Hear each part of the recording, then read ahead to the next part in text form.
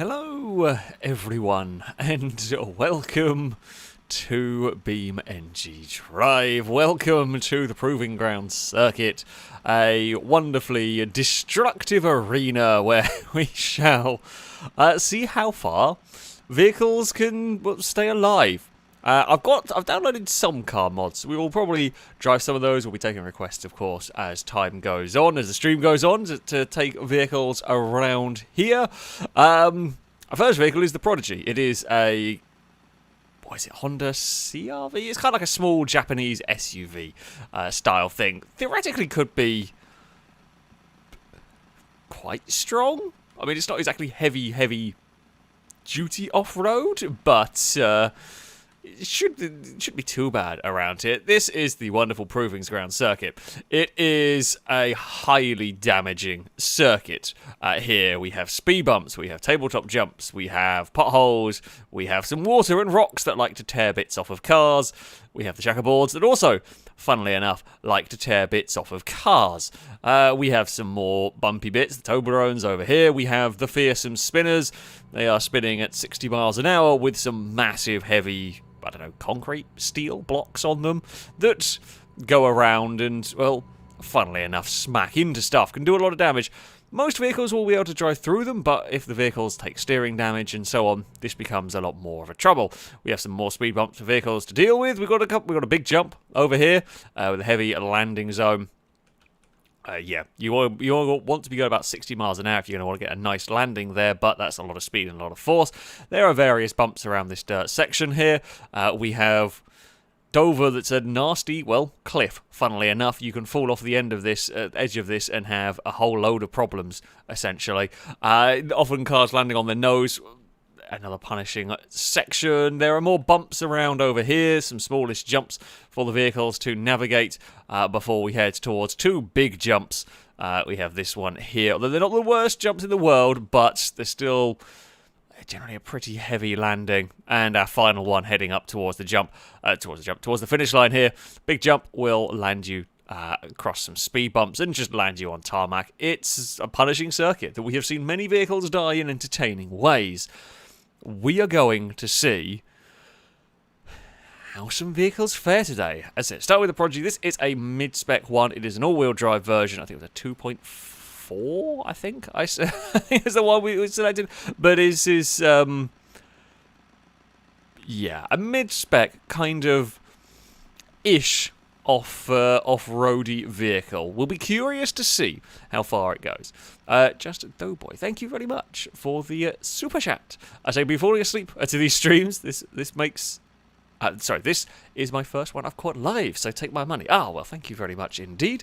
Like, some people think that's, like, I take that as a great compliment because I also watch videos and sort of uploads of streams to fall asleep. So I shall take it as a compliment. I'm glad you're able to watch this one live. I hope you enjoy the mayhem that is us trying to drive vehicles around here and yeah, see if they survive. The Prodigy, I don't think it's going to go out on the first lap, but we shall see. I have just noticed how shaky the passenger seat is from this first crash. That's a small bit concerning. Not, of course, the cabin can be completely destroyed, and that's fine. That doesn't matter, of course, because we are just a mythical being that can control cars from anywhere as long as the engine and driveline all still work. So I'm not going to worry if the seats fall out. The bumper has got flung clear. That's good news. Bad news, lose a bumper early on. Well, you lose a little bit of protection on the radiator. You know, we clog the radiator out, we're going to lose cooling. The engines will overheat on the vehicles. I don't know how tough this vehicle's radiator is, having never used this mod until today. So, yeah, I don't know whether this is likely to be able... Ooh, how long this is likely to be able to survive. We are through the spinners quite nicely. Zasfer? I don't know if I pronounced that one correctly at all, but thank you very much for the super chat. Say off-road Scintilla today, please. Last week, time around before we got to it. Yes, we can absolutely have a go with the off-road Scintilla. Also, Drake, thank you very much for the donation. I shall read the Streamlabs ones out at the end of the run. First time over the big jump. Oh, that's not what we needed. Oil pan damage is a problem. bigger problem is I think my suspension is quite broke. I think my front suspension may have collapsed. It looks like the rear has got some suspension and the front does not. That would be a problem. Now, oil starvation will kill this engine. The engine will melt. The car will give up the will to carry on. Well, overheating is going to happen as well on this engine as the radiator's just gone bang over Dover. Dover often kills radiators. That's not a massive surprise here. But my suspension being so poorly is a concern. Oy. The boot, I guess, whatever you want to call it. The door at the back, that's flapping around wildly. And it's not, you know, it's not the most necessary part. If we lose that, that's fine. We can carry on without that for sure. Oh, engine's taken just crash damage over there. That's concerning. My steering is heavily broken as well. Oh, suspension's definitely broken. Rear left's gone. Oh, rear left's really gone. What's happened to the rear left wheel? Things have happened. Bad things have happened. The rear left has been completely smashed in. And I have very little suspension. Nikolai Ross, thank you very much for the super chats. So if you want to use this versus the army, also asking for a base Covet. We can have a go with a base Covet. We are getting close to... Oh, God. We're getting close to kind of overheating, but honestly, there are bigger concerns for this with that wheel hanging like it is. I don't know how this is actually still driving. Oh no, the wheel's folded up under itself. We have many problems. Many problems have occurred. It's gone wrong. How has that happened? How has that happened? I'm not even sure. Oh, this is very difficult to drive. I worry. I mean, the fact it's overheating, bad. But honestly, my steering is so wonky now. I'm not sure we're going to be able to even get this through the spinners without at least getting a whack for our trouble here. The rear suspension has collapsed on this completely. Oh, well, whatever I do here, I think we're going to get hurt. Can I even pull this out? Oh, I think the engine might be dead anyway. I think the engine's gone. I think it's dead. I think the engine has exploded on that one at some point. Although, to be fair, that was pretty close to being undrivable at that stage. Anyway, tell you what, I don't even know if that was oil pan or overheating. That overheated super quickly. That is one of the fastest overheating cars I've come across in this game for a long time, but it was incredibly badly damaged in terms of the suspension anyway. I've never seen a wheel fold under like that before. That is honestly very, very impressive how quickly that wheel just collapsed. Who would have thought the Prodigy was not great. Not great. The engine went bang, but it was suffering incredibly heavy suspension damage regardless. I suspect that would have probably died that lap, even if we ignore the overheating. I mean, it was a spectacular run. We start as we mean to go on, with spectacular chaos occurring for these runs, and sure enough, the Prodigy has lived up to that. It has gone out, yeah.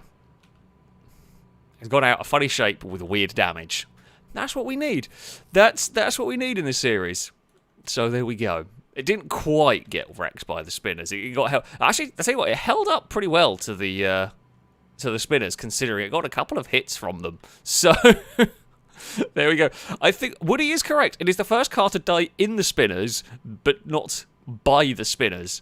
I do believe that is correct. I don't think any other car has broken down in the spinners but not been killed by them. So there we go.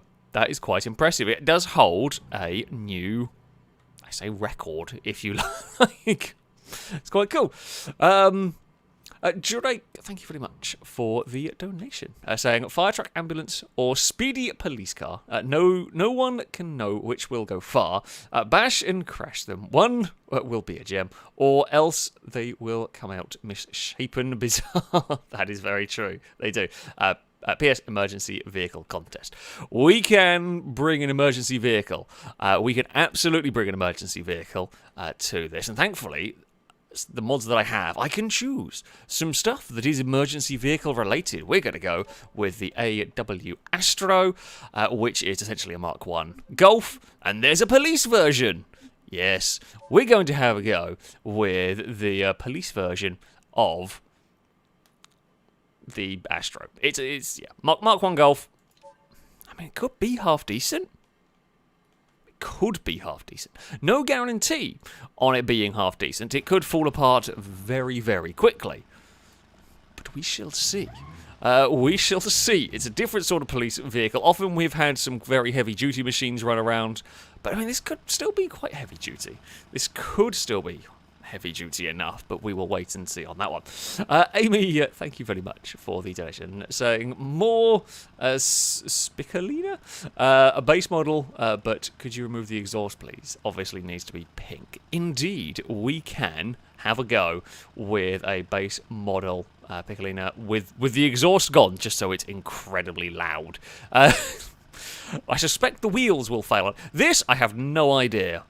I'm gonna guess.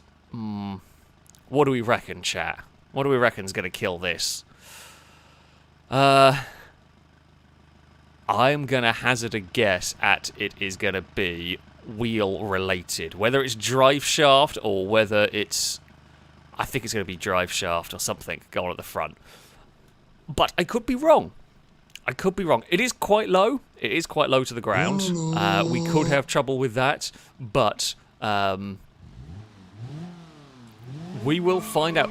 Of course, being a police spec car, sometimes they are considerably more heavy-duty than the normal specs, which does make them very good at this series. However, this is also very not suited to this kind of stuff. But maybe it is going to have a maybe it's going to have very strong suspension. Maybe it's going to have a very strong engine or radiator. Who knows?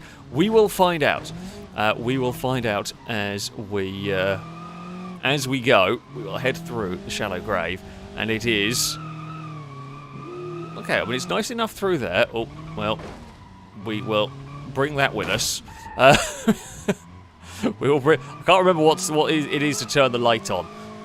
So someone will have to let me know what the button is to turn the light on, because I don't remember. Because I play Beam in a silly way. We're going to understeer ourselves a mile wide there. At least we will get through the spinners perfectly well. Mostly okay. It's taken a little bit of a bump on the front. It's only sort of bumper damage though. Slowly does it into the spinners. Lots of understeer. Is it shift? And there we go, we can have the light. I'm not going to put the siren on just because it's annoying, but we will put the light on and we shall see how long it lasts. Will the light last long enough? Will it fall off the second we have a big jump? I'm thinking quite likely. It's actually got some speed to it. I mean, it's taken 65 over the jump. That's not bad. And the light survives. Amazingly. The light has... Oh, God, that's a bump. The light has survived the first jump. The suspension has survived better than the Prodigy. There's no doubt about it. That suspension had pretty much already collapsed. So if you want to make your own siren sound effects, go ahead. I'm not going to force anyone to listen to them, but if you want to make your own siren sound effects, you can continue. And you've got to keep making them until the light's fallen off, and then you have to make like the dying siren sound. From like GTA or from any game that has police cars in, where you can break the lights on them and so on. I mean, the front end's actually holding up pretty well. Radiator's fine, the oil pan's okay on a first lap. The bumpers come off, but I mean, it's landing quite heavily on the front of the car, right? And oh, that's fine. Actually, surprisingly, it is. Surprisingly, it is fine. I'm not sure if it's going to like the speed bumps too much. No, it's okay across them. Little concerned about the front left wheel. It doesn't seem to turn all the way to the left very much. It doesn't seem to turn... Although, actually, to be fair, the steering lock on this isn't great. Doesn't like visually, it doesn't look great. It seems to have enough turning to get by okay, but just, yeah, steering lock seems to be... Ooh! Well, that's new.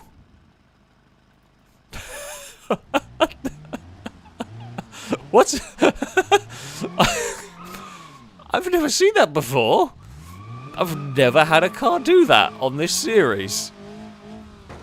The back end got bounced into the air, and in doing so, the front end dug into the water, and yeah, it did a front flip. I was not anticipating a front flip from from that at all. So there we go. Oh god, understeer is chronic. We have managed to make a rear wheel not quite certain. We've got a flat spot on the wheel, not on the tyre here. We're literally talking on the wheel. We have a flat spot on our Golf, but that's fine. We will thread it into the spinners. I mean, it's a small car, so it should be fine through there, and indeed it is. Yeah, the understeer is quite bad. I do fear if we take damage, we could be in a lot of trouble. This doesn't have... This isn't a great handling car to start with. Oh. Oh. Why has... can I... Well, that's been... Okay, well, this has been broken. Something's happened with this. I'm just going to remove the Prodigy. And I guess we can unpause it now. Game, we can carry on. Fantastic. Okay, it's broken the distance counter. We know that won't count. The distance counter won't be relevant, essentially, for this. But the Prodigy's done a weird thing. Never mind. We will remove that. Thankfully, it's made no difference to this car. This car is fine. It's still got all the same damage. It's still got all the same temperatures and so on. I mean, Beam was vaguely sensible. You know, there was obviously something was glitching about with Prodigy. We were able to remove it. We have just lost the radiator. I mean, it was inevitable. It was inevitable that that was going to go at some point with all the clonks on the front of the car. The front suspension is holding up really well. And the light is somehow still on the car. The suspension is tough. This is some of the strongest suspension I've seen on a sort of hatchback. I mean, the steering is starting to get poorly. The chassis is starting to get bowed. Oh, there is problems. Big problems have gone on the front left. Front left is going. Oh, I think the front left might have lost at least part of the suspension. I think whether it's like the lower arms or it's lost a bit of it. It's definitely poorly. You can see it's compressing more than it should be in there, especially when turning right, because of course when it's getting loaded up. Please don't do another front flip through here. Okay, no front flip, but we are out the other side. Oh god, the checkerboard is a problem for us, but we have made it through. We have made it through. I mean, we got spun. A wool alert to those who have donated. Thank you very much. I shall read those at the end of this run. Temperature. Okay, temperature. We're at halfway. Not really got to the point of overheating the engine too badly yet. That's helpful. But the steering is starting to give us some grief. We're still good enough to get through the spinners. It likes to spin the wheels up quite a lot. Oh god, be careful running through here. For those of you, maybe this is your first time watching a Driven Till Destruction. I don't know. Maybe we have got some first-time people watching this. I should have explained at the start the rules for this as a series. I do have to drive these cars as hard as I can. Well, that doesn't mean flat out everywhere, because of course we've got to brake for corners. Oh, the lights come off! Oh no, it's happened. But I do have to drive these cars hard, so I've got to push them as if I was trying to, get the fastest lap possible. And that, as these cars start getting damaged, that becomes harder and harder to judge. So yeah, I'm not allowed to just simply crawl the cars around and keep them going indefinitely. We've got to drive them hard, which is what we are doing to this poor Golf. The front left corner is real concerns, although the front in general has taken so many hits. It's starting to get quite warm now, is the car. If this goes out from overheating, I will be impressed with the resilience of this suspension. This is a front-wheel drive car that is dealing with a huge amount of damage to the front end. Normally front-wheel drive cars do not survive like this, not this much punishment. On the front, oh, we've gone for another front flip. Oh, well, that's unfortunate, but we are back over again. JB94, thank you very much indeed for the super chat. It is much appreciated indeed. Can we clear all the speed bumps? It really wants to do front flips, this car. It is absolutely determined to do front flips. The chassis is pretty poorly. I mean, the roofline's now caved in from the front flips. Can we get... I mean, if we can get it into the shallow grave, if we can get it into there, we might be able to at least cool the engine a little bit. Not much. Some cars, that water can cool them considerably better than others. Unfortunately, it did not seem to work. It does actually kind of look like a Scirocco. I do see what you mean.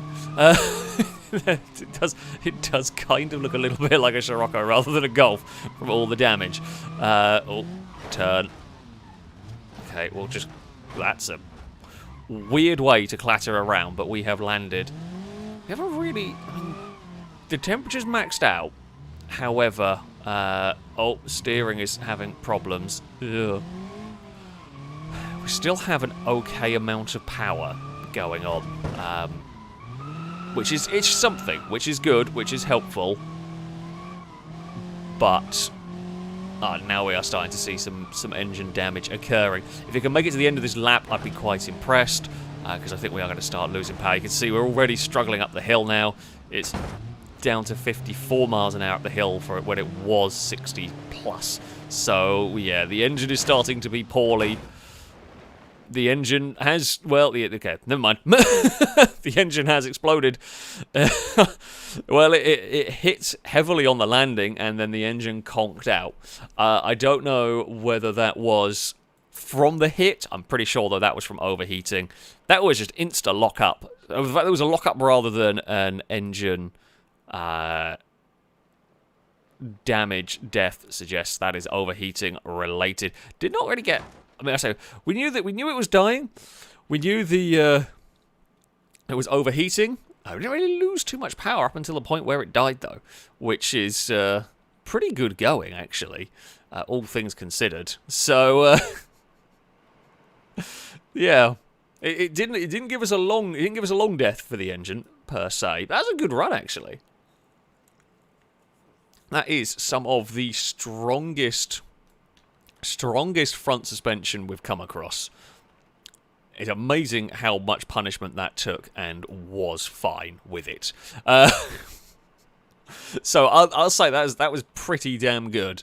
I don't know how much longer it would have survived with the level of damage. I think the steering would have gone fairly soon. However, yeah, the Astro is going to be our leader. That could take some beating, to be honest with you. That could take some beating. That is a good... That's a good run. That is a very good run indeed. To JZGTE, thank you very much for the donation. Saying, don't know what mods you have planned, but would be good to see the Red Tail Bastion have a go. We can have a go with the Bastion, most definitely. Caleb, thank you very much for the donation. Saying, does the Endurodrome mod still work? That series was one of the first things I watched on your channel. I'd love to see it return. Also, I'd like to request a mid-spec Bolide. I did try to get the Endurodrome to work. When I loaded it, I had a lot of texture errors. So at some point, I might try and see if I can fix it to a state where it works. But yeah, I was going to run it, however, I have had some issues with that mod misbehaving. So, because that's a very old mod now. But yeah, it might come back. It might come back at some point. Okay, we might see it appear at at some point if I can get it working. If I can get all the textures, I think I could fix it. it just take a fair while to get that to a usable state. But I'll give it a try at some point, because I would like to go back to there as well, because it's fun to revisit. Nashtara, thank you very much for the donation. Saying, do a barrel roll. We did a front flip. I don't know if that counts for you. Also, car suggestion. One of the best cars from the series back in the day, Miramar. We can absolutely have a go with one of those. I'm not sure this is going to survive particularly long, but we will try. We will absolutely try. And Stu Warner, thank you very much for the donation. So my wife bet me £100 I couldn't turn spaghetti into a car. You should have seen her face when I drove past her. That is going to be a boo to you from chat, and indeed from me. You will definitely get a boo for that one. But thank you very much indeed for the donation. We're going to see how the off-road Scintilla will run next. Genuinely concerned about the wheels on this car. I think we might end up losing. I don't think this is as strong as you want it to be. Now, it might turn out to be very strong, but I have a feeling it also doesn't have a huge amount of grip on the tarmac anyway. I don't think it's going to be quite as strong. But we shall see. The diesel-powered off-road sort of conversion on a supercar. What could go wrong with this? I mean, it's got heavy-duty suspension, but it's not exactly a trophy truck. So it will still take hits. It will still take damage on these bumps. And the thing is, it's fast, this. Okay, it's not fast compared to the race spec cars on tarmac, but for this kind of stuff, it's got quite a lot of power, which means if it gets a slightly bent wheel or slightly bent, it could have handling issues while still having a good chunk of power to put down, and able to go very sideways. Can it? Oh, I can't quite drift the whole way around there. We just run out of speed. I mean, I suspect this will probably survive a lap and seem in perfect condition, and then one thing is going to fall off of it, and then it will be horrific to drive and then break quite quickly.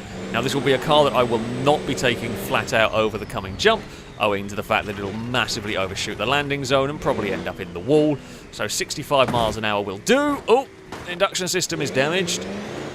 I mean, I'd rather not lose the turbos. However, I forgot we were in like semi-automatic mode. I was letting go. Yeah, that was a bit stupid by me. Glad we didn't blow the engine up doing that. Yeah, if we lose the turbos, I mean, it'll make us slower. That could actually help this car, honestly. Oh, well, that's bad. We have some problems.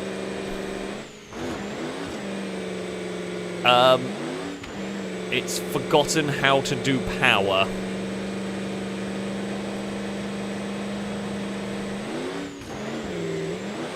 I'm not even quite sure how this four-wheel drive system is as bad as it is to have done this.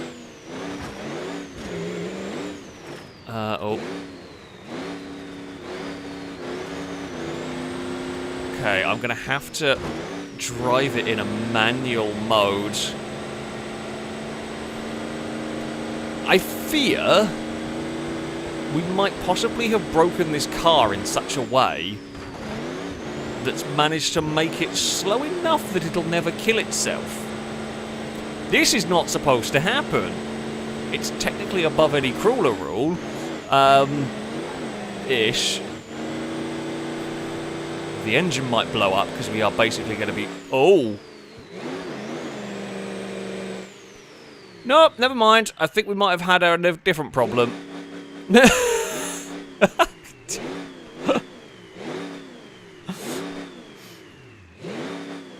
I mean, normally we say low-slung cars are allowed to be pulled out, but honestly, this thing is so broken and oh, is it the bodywork that's actually bent down and got stuck? Can I revert? Okay, here's the question. Can I? Okay, I can. Can it even? I'm not even sure if this. I don't even know if this could physically drive itself over the checkerboards at this point.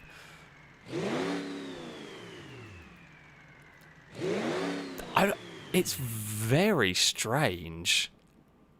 I can't even reverse it out, which makes me think there's more problems than just that. I'm going to count it out here. I'm going to say that that's done, because I can't even sort of shuffle it out in reverse. I am curious. Could it? Oh, it wouldn't even get up the hill. Yeah, that's gone. That's gone. If it can't get up the hill on its own, under its own power, that's gone. I'm not 100% sure what's broken that. I'm not sure whether it's to do with the diffs, whether it's to do with that bit of metal that is hanging down underneath. That bit, maybe, is what's caused a lot of the damage, but it can't climb up this hill on its own, so that's dead. Like, beached on the rocks is one thing, but that's buckled itself up. I mean, that's... Yeah, I think it has got itself beached on that, but its bodywork stuck on the floor, basically. I can't pull that bit of metal off. That metal is stuck. That is, like, chassis. That's, like, the engine. That's, like, the whole sump guard, and that's wedged on there. I can't free that. That is a dead car. There is no way that can keep going. There is no way that can keep going with that. It has just anchored itself to the ground. It's like a car with a bent chassis. Oh. Yeah. It's dead. It's out. Oh, my controller's doing slightly silly things. We did think the off-road Scintilla would be strong until it wasn't. It kind of worked. It is a shame shame when it was rear-wheel drive it became so derpy and difficult to drive. Shame that killed all of its power pretty much. But that is a dead Scintilla. Stuck on its own sump guard, essentially. But yeah, bent sump guard. A bent sump guard caused by the rocks, and then the vehicle being stuck as rear-wheel drive. It's over. That is out. Right, up next, we have got... so we're going to have... So I'm just going to scroll back. I believe it was a base model Covet was the next vehicle that was going to have a go. This was for one of the super chats. So a base model Covet. I mean, this should probably go quite well. It could go quite far. You'd be surprised sometimes how far base model cars can go. 1.3 litre. Let's fire it up. 1.3 litre Covet. Can it beat an off-road supercar? Can it beat a Prodigy, kind of a smallish Japanese SUV? Don't think this is going to be beating the Golf, the police car. However, we shall see. We shall see. A D-Turbo, thank you very much for the donation. Saying, what's your opinion on the Peugeot 306? Have you ever driven one? I have absolutely never driven one. I mean, there's a faster 306 that's kind of cool. I don't mind them, certainly. There are some decent... I mean, I don't know much about them. I mean, I mostly think of, like, the faster spec ones. I think there could be some quite good ones. Was it the 306 that was the maxi... front-wheel drive, insanely fast rally car? Was it 306? I can't remember now. I think it was. But yeah, I think there's some quite nice faster ones, but I have very, very little knowledge of those. Yeah, is it the GTI 6, something like that. They were pretty cool, actually. Probably really rare nowadays. I don't know the last time I've seen one around the place. But there are Lado's owned at Lado's owned 2 306s. I don't know the last time I've seen one, to be fair. Yeah, the maxi thing was insane. I love those cars. There was the Peugeot. There was the Seat. Is that Seat? that they had as well. They were unbelievably fast things. When they when they went racing on the tarmac, they were scary. But yeah, personally, no actual experience myself of them. We're going to boot it and straighten the car up. I mean, it survived all the bumps to start with. We have got not crazy wheel spin. We've not got that much speed. Like, if we take some damage, we are going to struggle in terms of just pace. As it is for the first lap, for pristine, as pristine condition as we're going to get, we barely make that jump nicely, and sure enough have smacked the radiator on the landing. We're going to overheat at this point. That's a given. It's whether we will have the car brake before we overheat now, that is the question. I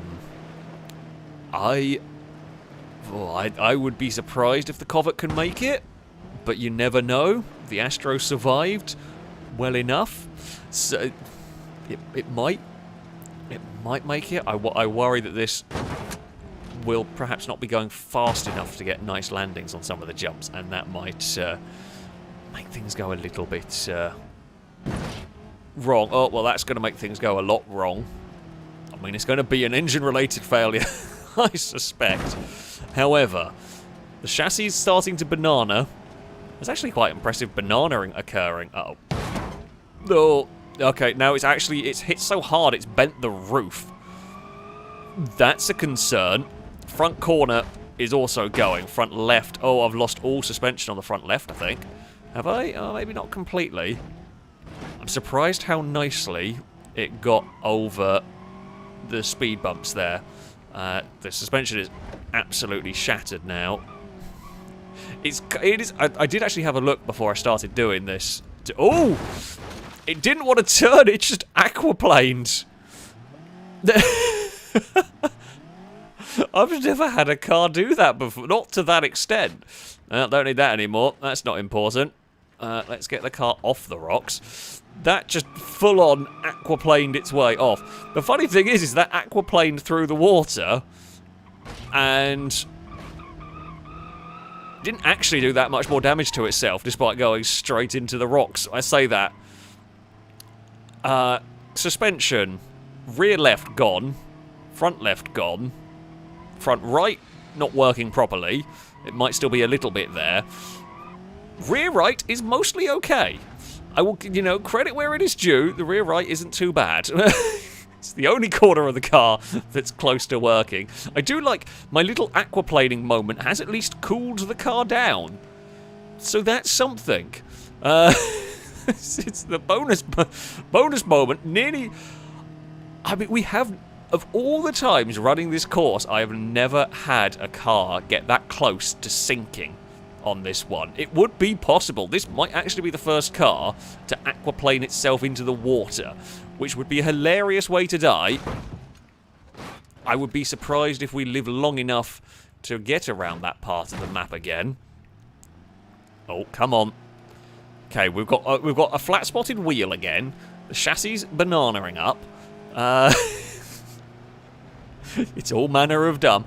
I don't think I've hit the bridge before. I had a mod vehicle that had an entire front axle come off when it hit the rocks there, and the car kind of came to a rest around where the Covet did. But I don't even think that hit the bridge. I think that stopped after losing its front axle. So yeah, the bridge, on the most part, doesn't get hit in this series. However, the Covet, it's very poorly now. It's on the verge of failing the crawler rule just because the engine's so dead. We are still going above 30. We're still able to hit 30 miles an hour. It's still okay. Barely, but it is still okay. This might conk out just going through. It might struggle to just go through the water because of a lack of power. Never mind. I think that is the end of the engine. The engine is dead. I'm not sure whether it's from oil or whether it was from the hit on the landing. I think it was oil in that It's very dead. It's very dead indeed.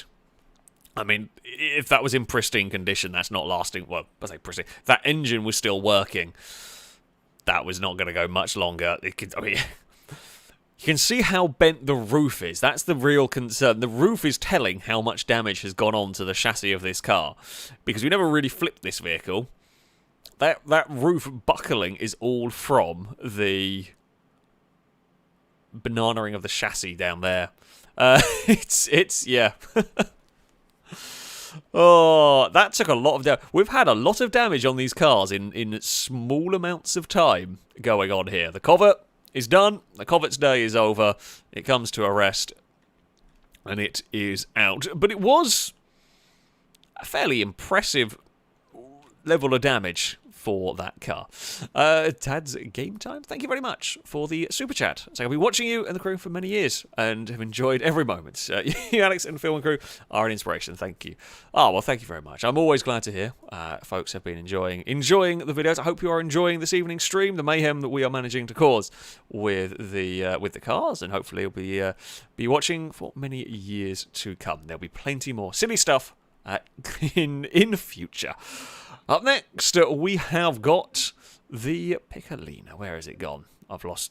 We go for a Piccolina, a base model Piccolina in bright pink with the exhaust taken off. This can only go well. I know. Okay, I have my theory as to what's going to happen to this car. My theory is it's going to bend the front to the point where the wheels stop working. So it's going to bend the front up in such a way that the wheels are not going to really be able to touch the ground or really going to be able to steer. That's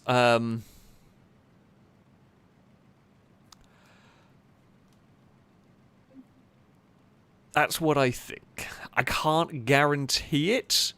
Bloody hell, that is a pink colour right there. Yep. Going for that. We're going for that colour. We are going for that. Right. No exhaust.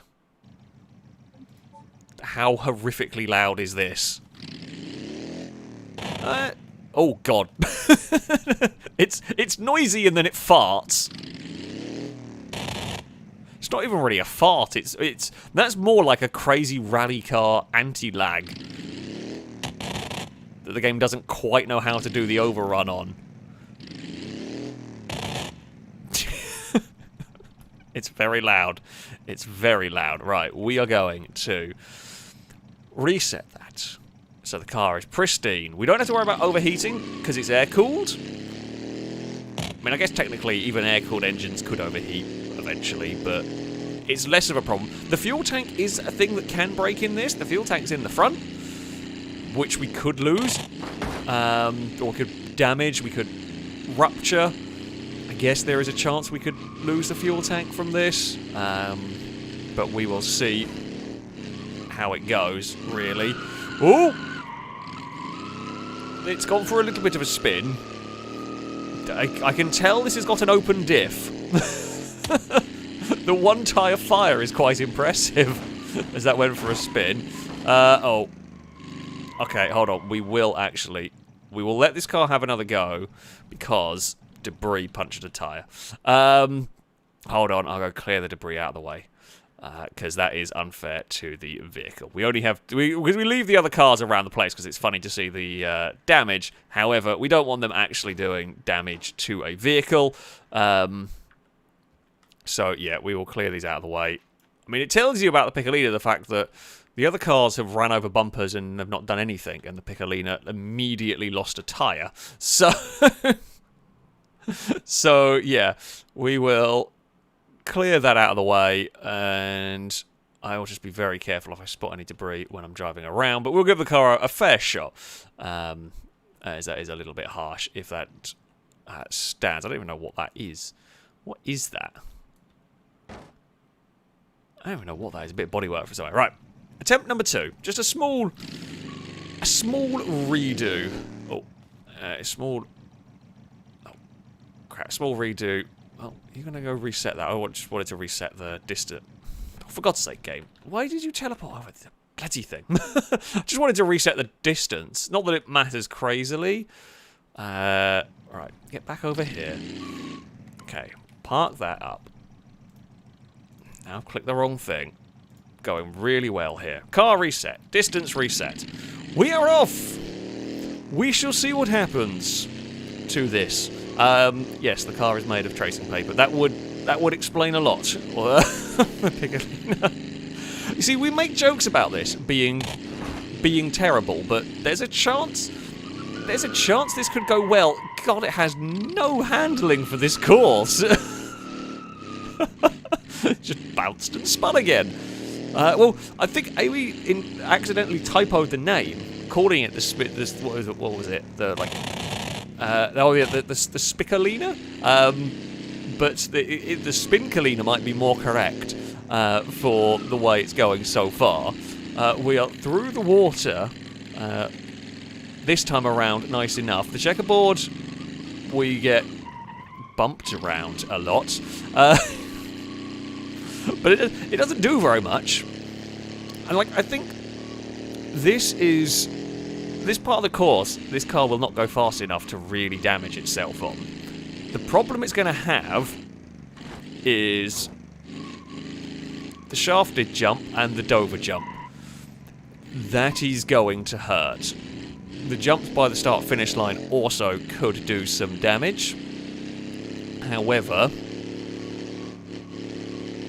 they are slightly less punishing. Now we could do with about 60 miles an hour over this jump here to get a better landing, which we're not going to hit. This is going to hit the ground very hard.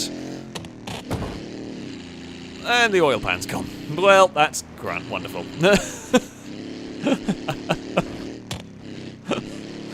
That's not what I expected, actually. I'm kind of surprised that lost the oil pan in that crash. Now, I don't know what this engine is going to be like for oil pan, for oil-related death here. It might not be as... Some cars can survive quite a long time without an oil pan. Some cars die very quickly. We will see. It's bent the rear left. Oh, the boot is flapping. Tell you what, if we managed to get the engine to fall out, it would be hilarious. But I have never managed to have an engine fall out of a car while doing one of these courses. We've had some silly failures, but an engine falling out is, yeah, rare. Yeah, we've got some steering... Oh, God, we have got some handling issues now. The car wanders about. It pulls to the left, and it does kind of just drives a bit weird. Smashed a window on the... both sort of rear windows are gone. Oh! It still wants to spin.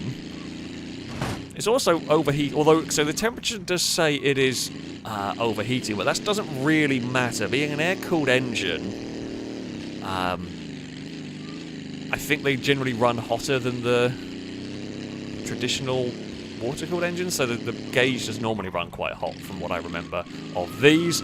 Oh dear, it's not adjustable air. What was it? The Abarth race car. I've forgotten the numbers that went with it. That had that to have the engine how they wanted, they had to like weld the boot open. Whatever that one is, that's what we've got going on here. It's the Abarth version.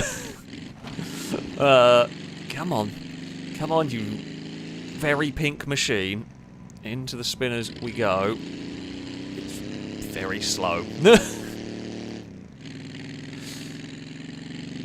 I think there's a chance the engine might go pop. We have had a very engine-die day. I think this one is about to expire as well. This might struggle to make it up the hill. Oh. It's definitely not enjoying life. It didn't even want to find a gear there.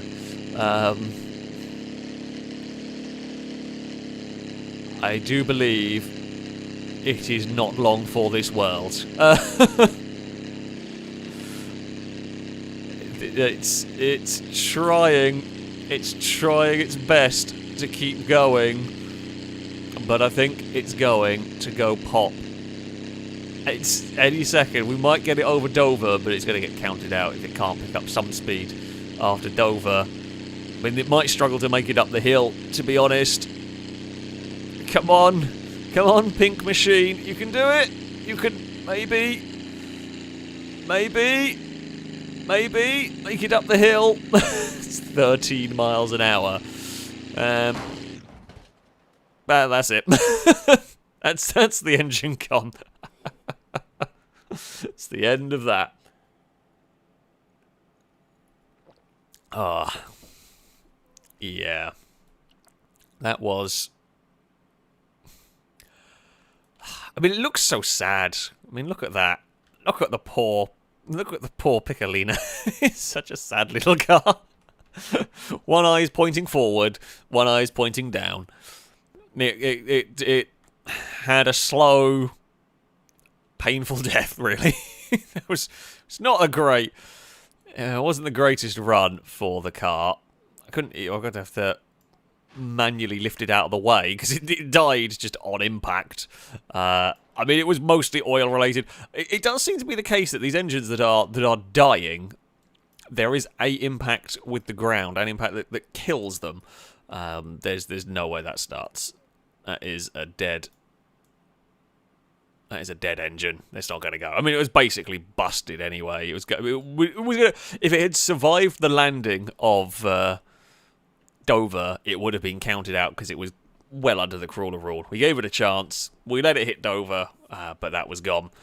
It put up a fight. The little machine did put up a hell of a fight. However, it is no more. Piccolina is out. And we still have the police car, the Astro, that leads the way. It was fun, but yeah, it's gone now. We will move on to our next vehicle. This one, as for the Red Tail Bastion, now I do have a mod for a vehicle that is like a Bastion. Let me just go and see. So we have the Bastion, so we have the Red Tail, that's a really high spec one. Now, do we have a Red Tail version of the Rayoner? This is essentially a kind of European version of a Bastion. Oh no, they're actually kind of closer to the Vivance specs. We'll grab the Bastion. We'll go with the Red Tail. So this, I don't think this is going to last long. It would be awesome if it did. So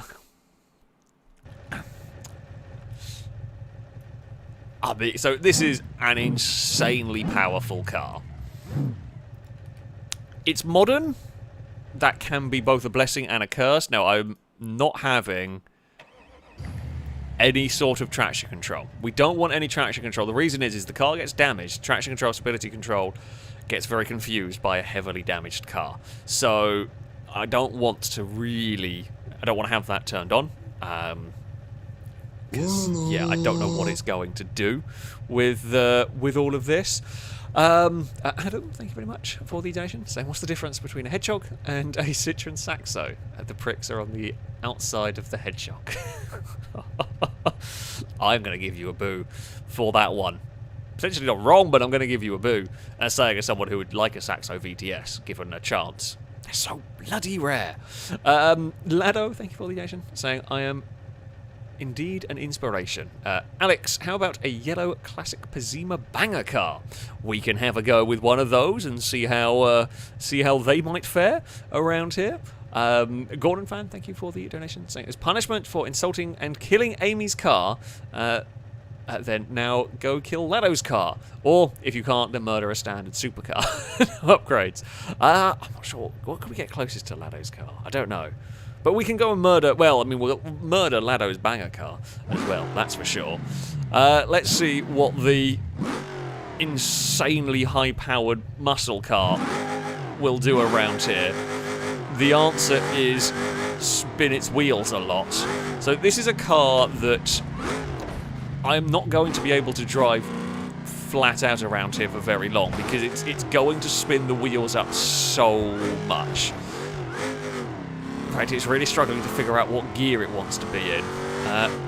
The moment that you can put the power down, you're going far too fast and almost immediately have to go on the brakes. So this is going to look like I'm being very careful with the car, but honestly, it is.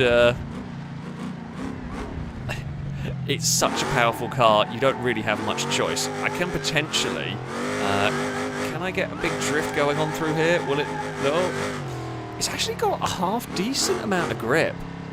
It's got a half-decent amount of grip, surprisingly. I thought that'd be a lot more sideways. It can be sideways there. Don't go sideways into the spinners, Christ. We know what will happen if we do that. Right. We are through there. This actually really struggles with traction. It's actually struggling with the gearbox. I'm going to drive it in manual because the gearbox is... The auto boxes annoy me. It just leaves it buzzing the limiter too much. That is me barely on the throttle, and it's going already 75, which is far too fast up here. Oh, engine damage. That's not great. I mean, it's damaged a lot of the bumper and everything. The bumper I don't care about, of course. That's fine. As long as it doesn't go under the wheels, we are okay. It's lost various bits and pieces. I don't know what it's damaged to the engine, but we've still got a lot of power. It's not damaged the supercharger, so that's fine. We don't have much traction out here, but I honestly think leaving it in third is the way to go. It's got more than enough torque to accelerate away in third, and it just controls the wheel spin a little bit more. I mean, it's not great. Oh, the oil pan and the radiator is gone there. I do think it's going to get broken before that becomes a real issue, because the car's so low. Lots of flailing bits of bodywork going on the front. I'm pretty sure the front left suspension's gone. I'm not even sure if the front right suspension is in one piece. Engine oil is critically low, but the suspension is the real concern with this car now, because that's looking pretty heavily wrecked. The drive shaft would also be a concern here. Front engine, rear wheel drive, long drive shaft to get hit on. That killed the engine. Well, that's the end of that. That was not an overheating one. That was an engine destroyed on a bump. It's the end of the red tail. Speed bumps killed it. Speed bumps destroyed the engine. That was, yeah. Oh. That was a problem. Ah. That is the end of that. That is the end of the red tail. Yeah, suspension damaged the front when it was running so low. If it didn't die on the speed bumps, it was probably going to die either on the checkerboard or on the rocks in the shallow grave.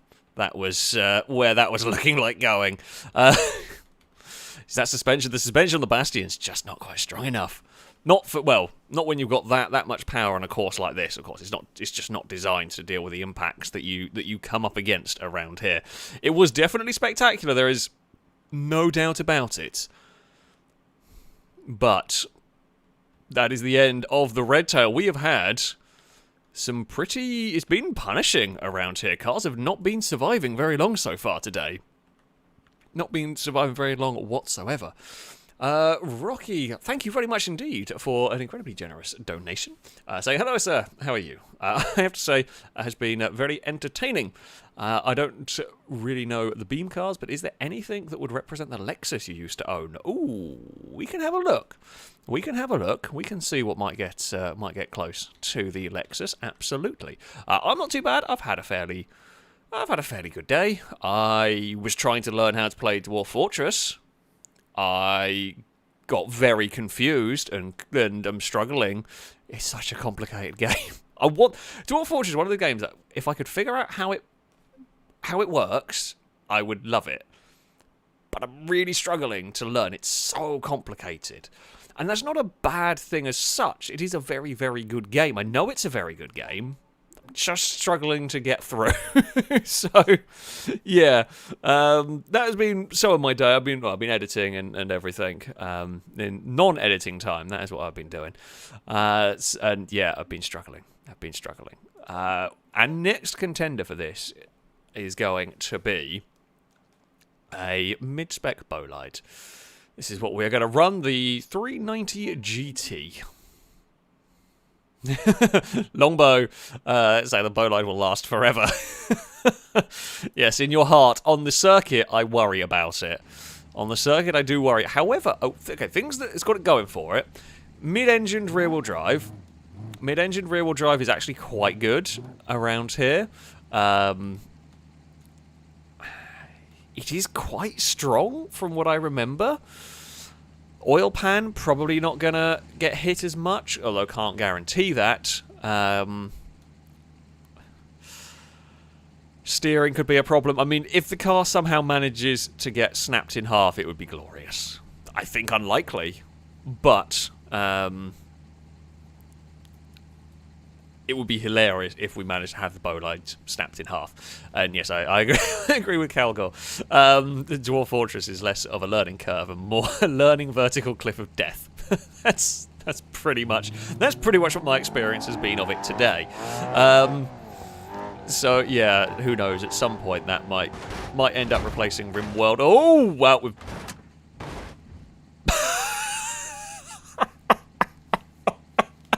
It's dead.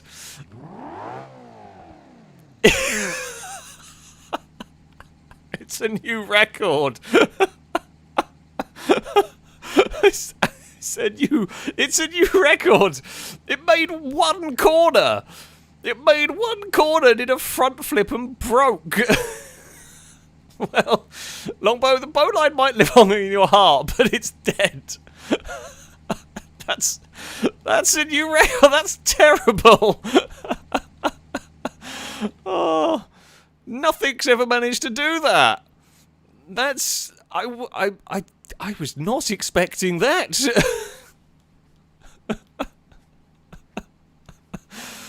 Oh, even really dumb cars can normally make it at least a lap. Like, normally, a bit of a lap. They normally explode after that, but that's a goner. That has had a death. Right, we will... That was so ridiculous. I will have a go with one of the real base models and see what happens, but that's not supposed to happen. There is a new official worst. Even the buses and trucks before they had the drive shaft fix would go further than that. That's dead. Let's go try a different version of a Bolide. What the hell is that? Oh, is that from the Red Tail? I think it is. Okay. That's not good. Let's... I guess we're gonna want... I guess if we just go for one of these... It's probably gonna be as good of an option as we get. I mean, they're a supercar. They're going to be low. This has got quite soft suspension. So we're going to give it a try. Can a base model is a 350? Can a 350 Bolide make it around? I think the speed bumps are going to kill it, whether it be on this first lap or whether it be on a subsequent lap. I do think it might die on the speed bumps, but let's go and give it a try here. We should have a little bit more ride height in this. Oh, I mean, the oil pan's immediately got it. It has fallen over. I mean, the plus point here is fallen over, but it hasn't lost its wheel immediately. The oil pan... I did think the oil pan might survive, because... no, the oil pan goes straight away.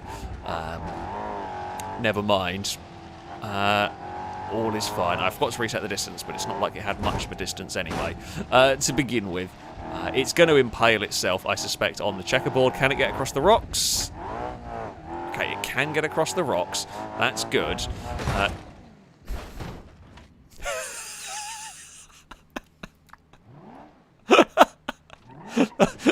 Come back this way. You know that scene in Pirates of the Caribbean when the thing's trying to get its head, is trying to get the body to pick up the head, right? Cut this. No. We have problems. It's this way, and well, now technically we're pushing it the wrong way, but we've at least cleared the track. We have fixed the track. Well, I didn't think we were going to see the car cut in half. I was wrong. I don't think the Bolide is cut out for this circuit somehow. Oh, yeah, the Bolide doesn't really work here anymore. Oh, 2 Bolides have not even made it half a lap around here. That is just impressive. I guess technically we could drive the rear end further forward. Go! Oh, no. No, it's going the wrong way. The bumps have made it go the wrong way, and now it's in a bush. No, you just want to spin and do donuts, don't you? It's just doing wheelies. You're going the wrong way, back end of car. I mean, I guess you technically have made some distance up over there. Not very good distance. Now you've gone the wrong way. Can you turn around and then... Ah, see? We're still making some ground. Technically, we are using... I'm going to lose sight of the damn rear end. We have made some ground. Although we have cheated a little bit by virtue of reversing to make a corner. But still, there we go. This shouldn't be working, but technically... technically kind of is. Right, you can go over there, and then I guess if we just, like, grab reverse... Oh. You can kind of grab reverse and boot it, and at some point it might face the way you want it to. There we go.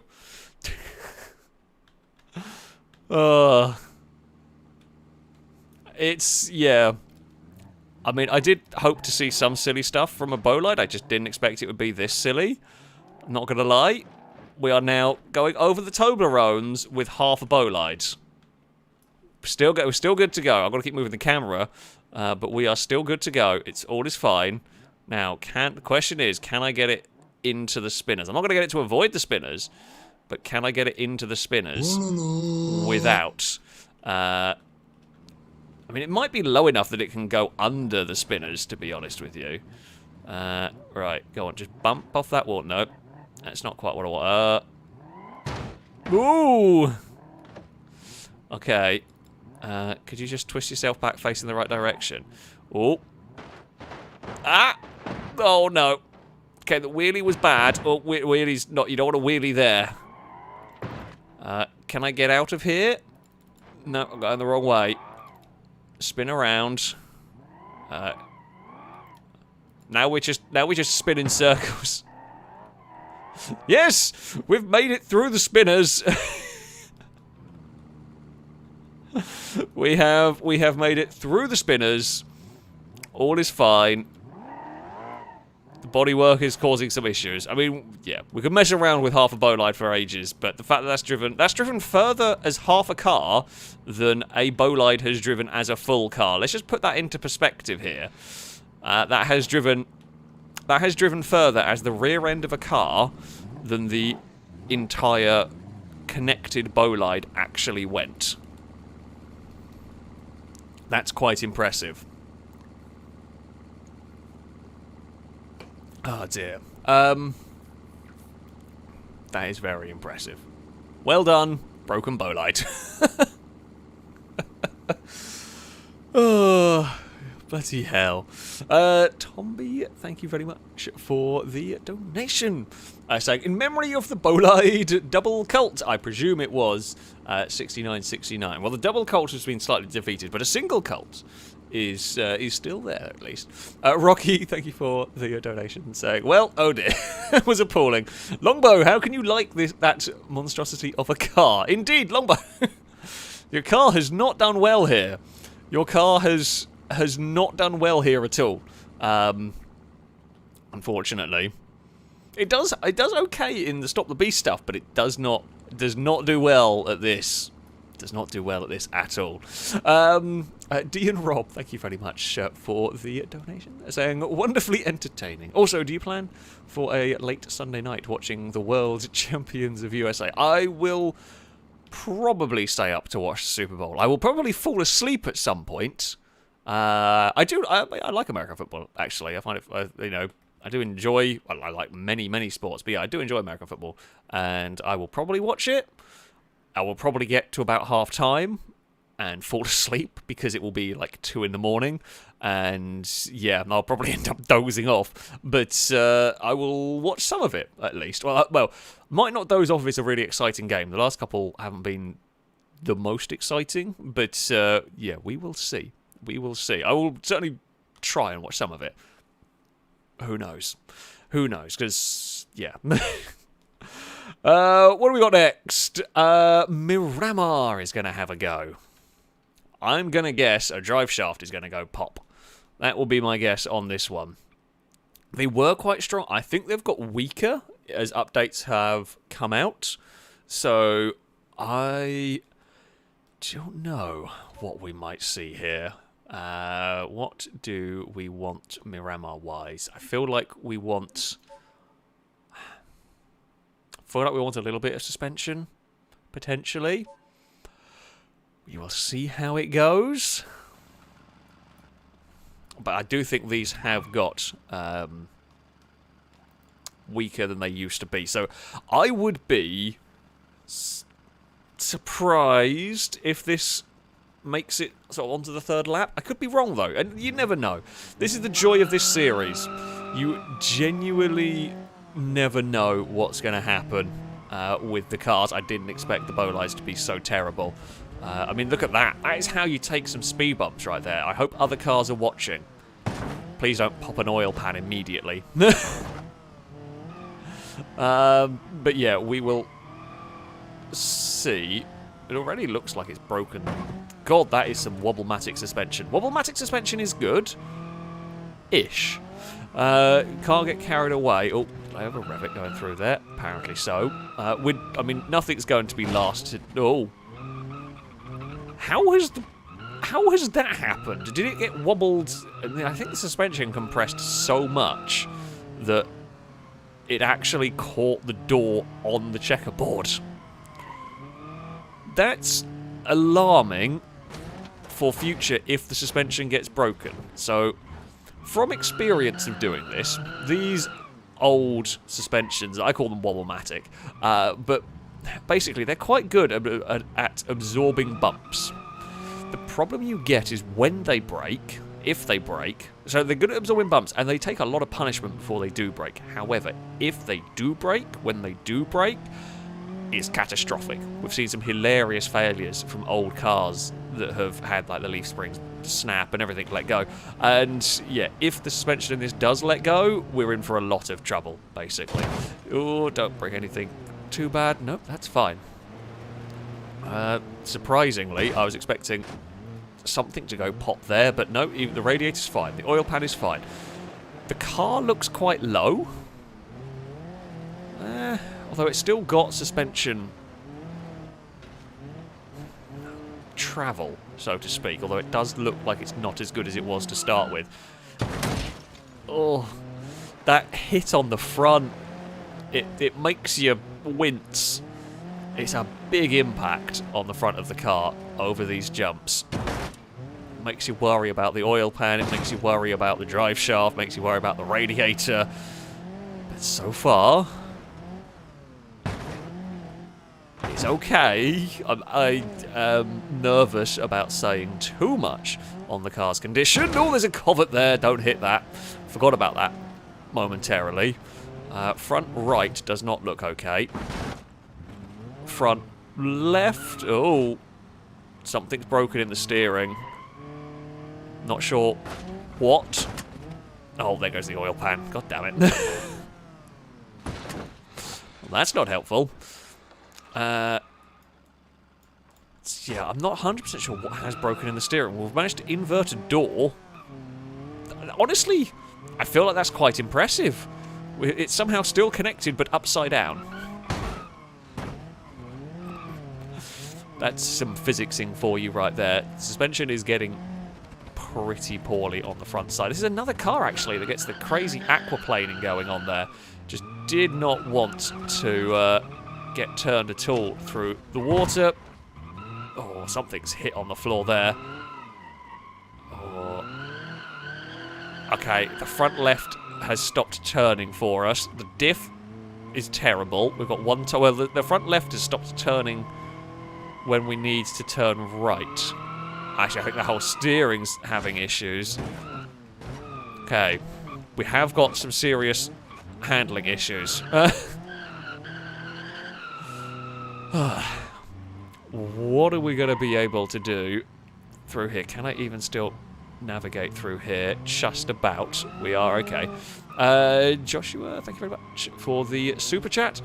Saying the Pigeon Rock Dove with the nitros on. Well, we can have a go with it. I think the nitro will burn out quite quick, but that can definitely go onto the list. This is not going to last, I don't think, much longer. We have got some poorly front suspension. How the drive shaft is surviving these hits, I don't know. Because it's really taken a battering. The engine is starting to die. If the engine doesn't die, by the time we get to the speed bumps, I think the speed bumps will kill something significant. The coolant's overheating, but we haven't even punctured the radiator, which surprises me. Here, the temperature's gone sky high. We could really do with getting to the shallow grave again, try and cool the car down. But that is going to be asking a lot. Miramar is heavily broken now. Piston rings damaged. The engine is going to be grinding to a halt anytime soon. It's being stubborn, I'll give it that. The front left wheel is on its last legs. But the car is, yeah, about to go. It is, it's about to die. I don't even know if it's going to climb up the ramp here. It does climb over the ramp at least. But that will be the end of the Miramar at some point. This is a bit like the Piccolina that was kind of wandering around and wandering around until a big hit killed it. We'll give you considering it's going downhill and it's actually losing speed. And oh, it's picking up speed. It's not going to hit the 30 miles an hour. I think it's going to beach itself on a speed bump, potentially, and not get going again.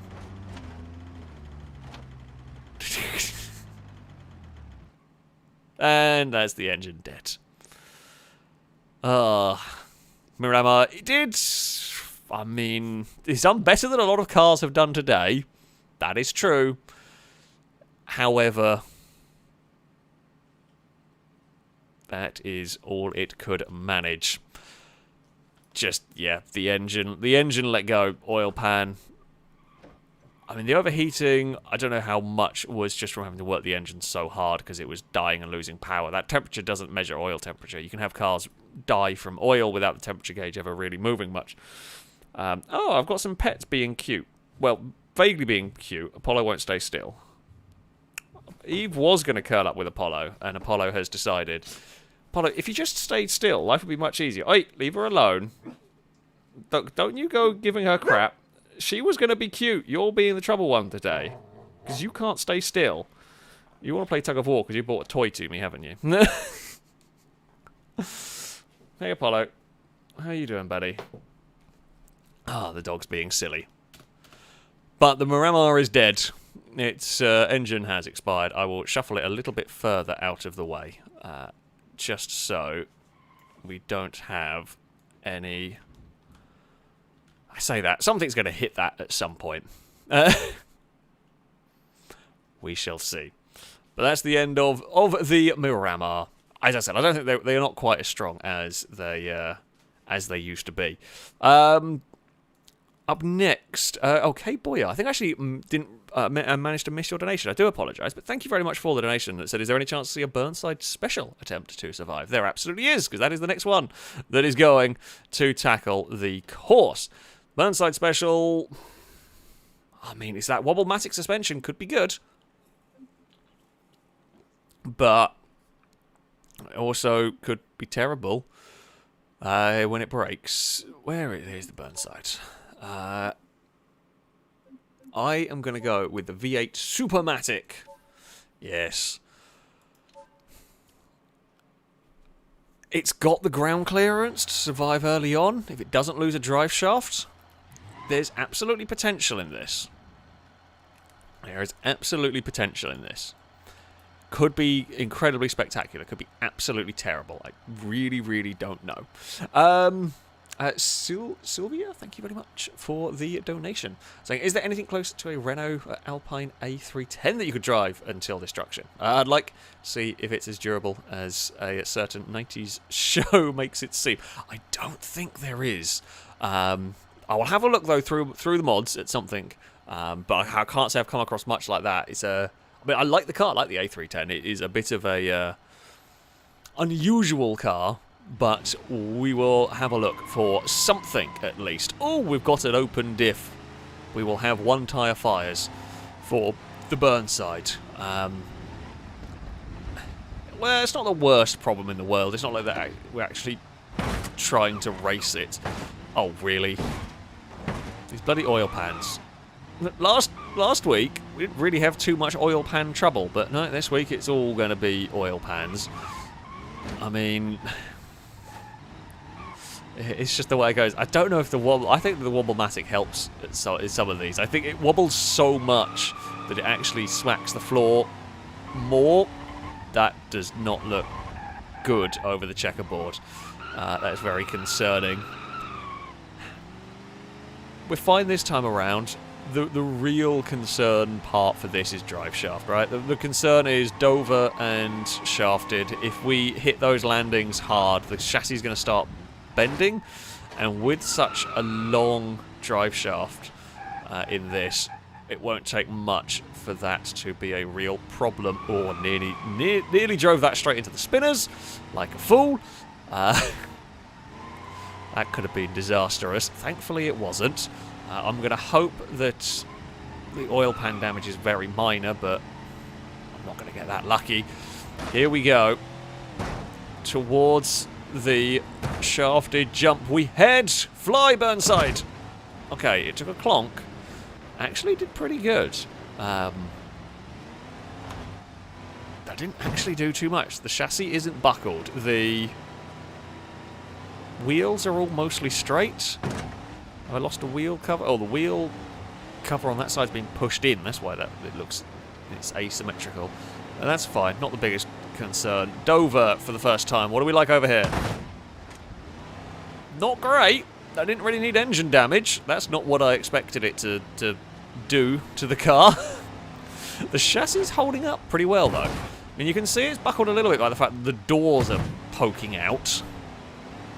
But if that's all it's done chassis damage-wise, that's pretty good. For now. I mean, it's... Oh, we've got heavy damage to the front left wheel. So we have got some steering-related shenanigans. It's going to be quick over here. Oh.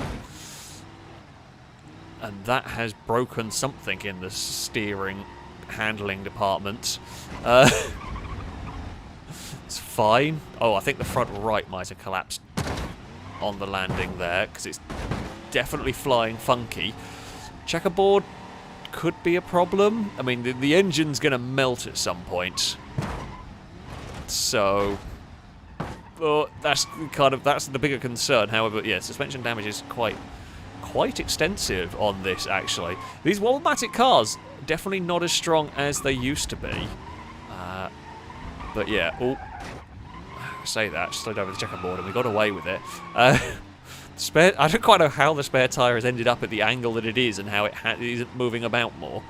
The spare tyre's kind of broken, but that's not the biggest problem we have. If that... Oh, oil's overheating a bit. That's, I mean, not good, but it's the least of our concerns, really. Visibility's not great with the boot flailing around. However, we are through the spinners.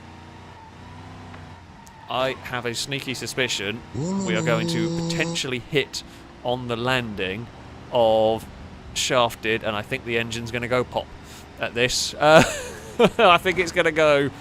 I think it's going to just do its disintegrating thing, but you never know! It didn't. The engine lives. We are still making ground. We're still going fast. We have gone... Well, we've gone past the wreck of the Gulf, but that Astro is still our leader. Nothing's really challenged it so far today. The front right wheel is so close to breaking. There is no suspension travel on that whatsoever. The engine is heavily damaged now. Oh. Again, big impact over Dover, but it is continuing onwards. It is continuing onwards, but the engine is getting close to expiring. Thomas, thank you very much for the super chat, by the way. Saying I think the long wheelbase four-wheel drive H-Series can go far. It might be the only thing that can beat the Astro today. Nothing is living long around this circuit. The Proving Grounds is punishing cars. And this is another one. I'm slightly annoyed that we're having more oil pan related issues, because it does look like this is going to conk out about the same place as the Miramar. It might go a little further, but I don't think it's going to go much further than that. I mean, it has got heavy suspension damage. It would be interesting to see what would have transpired had the engine not go pop. I am surprised to see the oil pan go so quickly in this.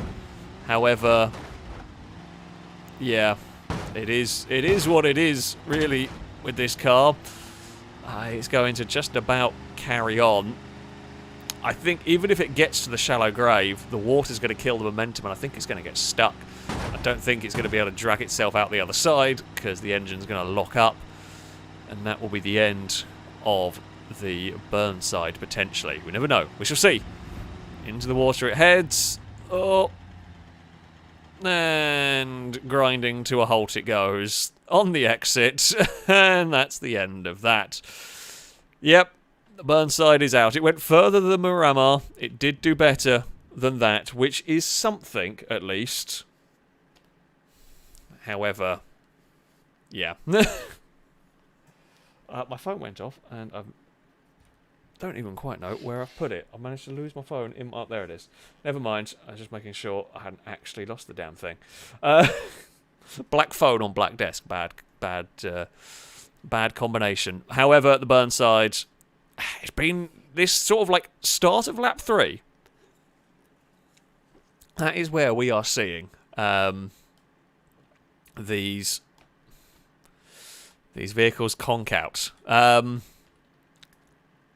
So, there we go. Like I said, they have skid plates. Some things have skid plates, but this had skid plates, and that's actually what killed it, is that the skid plate got stuck. And also, the oil pan still broke.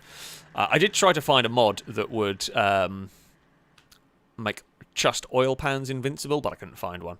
I don't know if there is one somewhere, but I certainly couldn't come across one, couldn't find one anywhere as of yet. There might be somewhere, but yeah, I could not find one.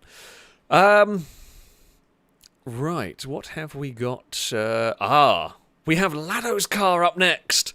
A yellow classic Pazima banger racer. Now,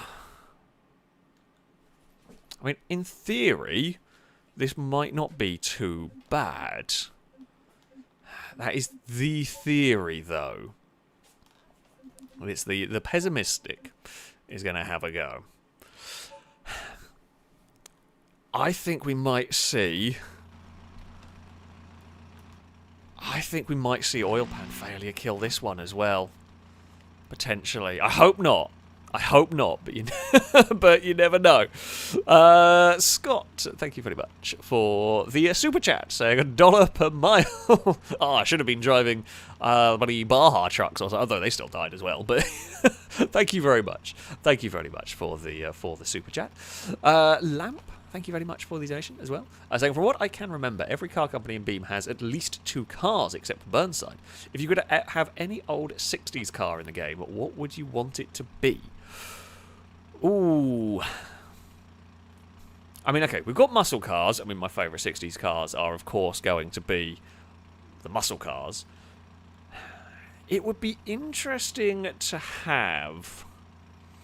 It'd be interesting to have, like, a little British sports car. I know, admittedly, it wouldn't be a Burnside, of course, but if we're talking 60s, like an old MG or a Triumph or something, because, you know, we've got muscle cars, we've got the Moonhawk, the Barstow, and so on. So it'd be fun to see a proper, like, yeah, Triumph Spitfire, Triumph Stag, MGB or something like that. Just something really different to have in the game. I mean, if you're going for an American car, of course, you know, I'd like to perhaps have like the early Corvettes, like the C1, C2 Corvettes could be fun. I know they're a bit older than 60s. C2 was 60s, wasn't it? But yeah, I think it would be fun. It would be fun to see something just completely different. If you're going for a classic car. But yeah, I doubt we will. I doubt we will see them, but you never know. Let's see what the banger racing Pazima can do. I'm not sure. We'll give it a try. We'll give it a try. Hopefully, it can be respectably good. Be nice to see something challenge the. Really. What did the oil pan even get damaged on there? That wasn't even the landing that damaged the oil pan. It was like the secondary bump. That was very... It wasn't even a big secondary bump that one there had problems with.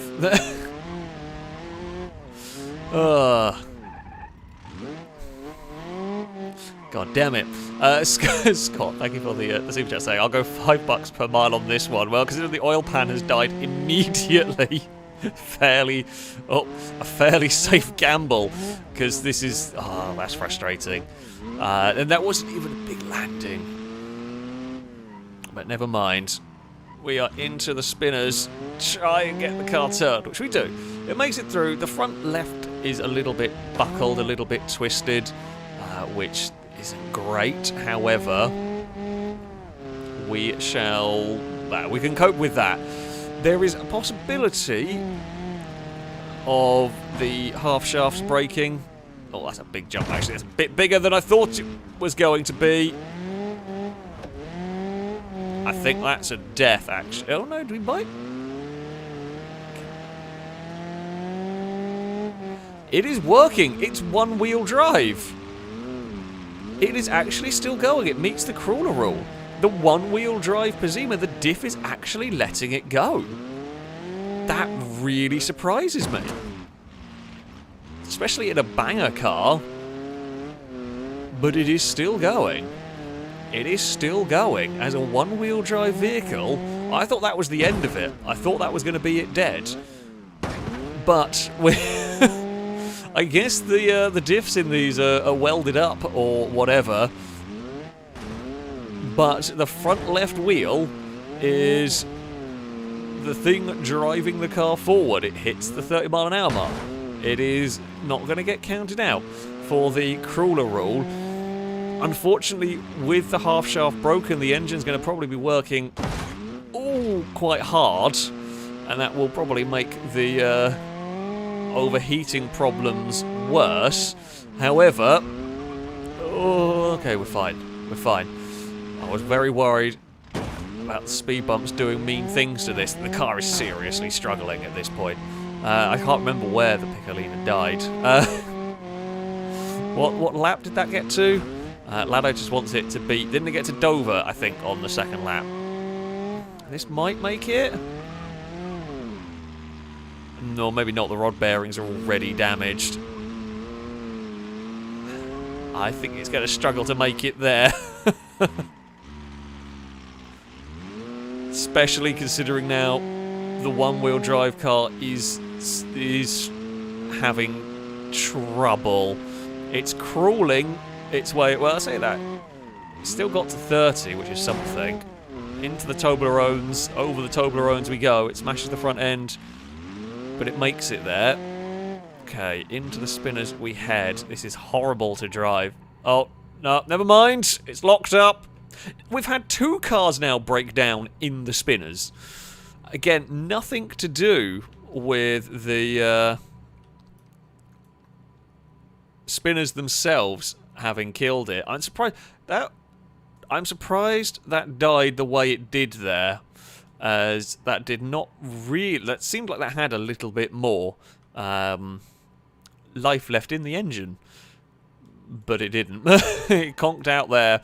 That is the end of the Pazima. Unfortunately, I've tried. I would love to turn off oil pan damage. There is no way to do it. There's no mod has an invincible oil pan as far as I could see, which is a shame. Last time out we didn't have too many problems with it, but this time out we have not had a great amount of luck. That is the end of the Pazima.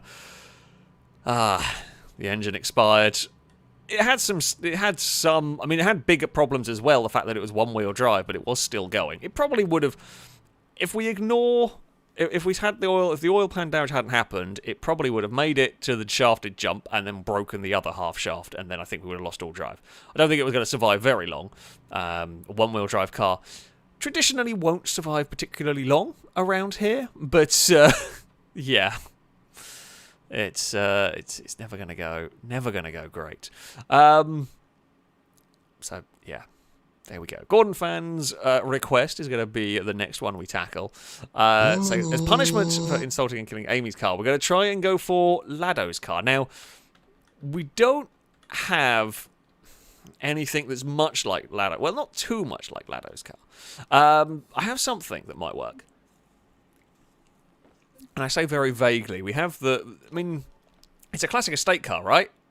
I mean, it's not the right classic estate car, but it is a classic estate car.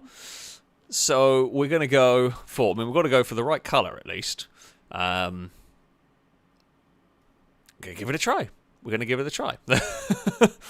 I don't know what we're going to see from this.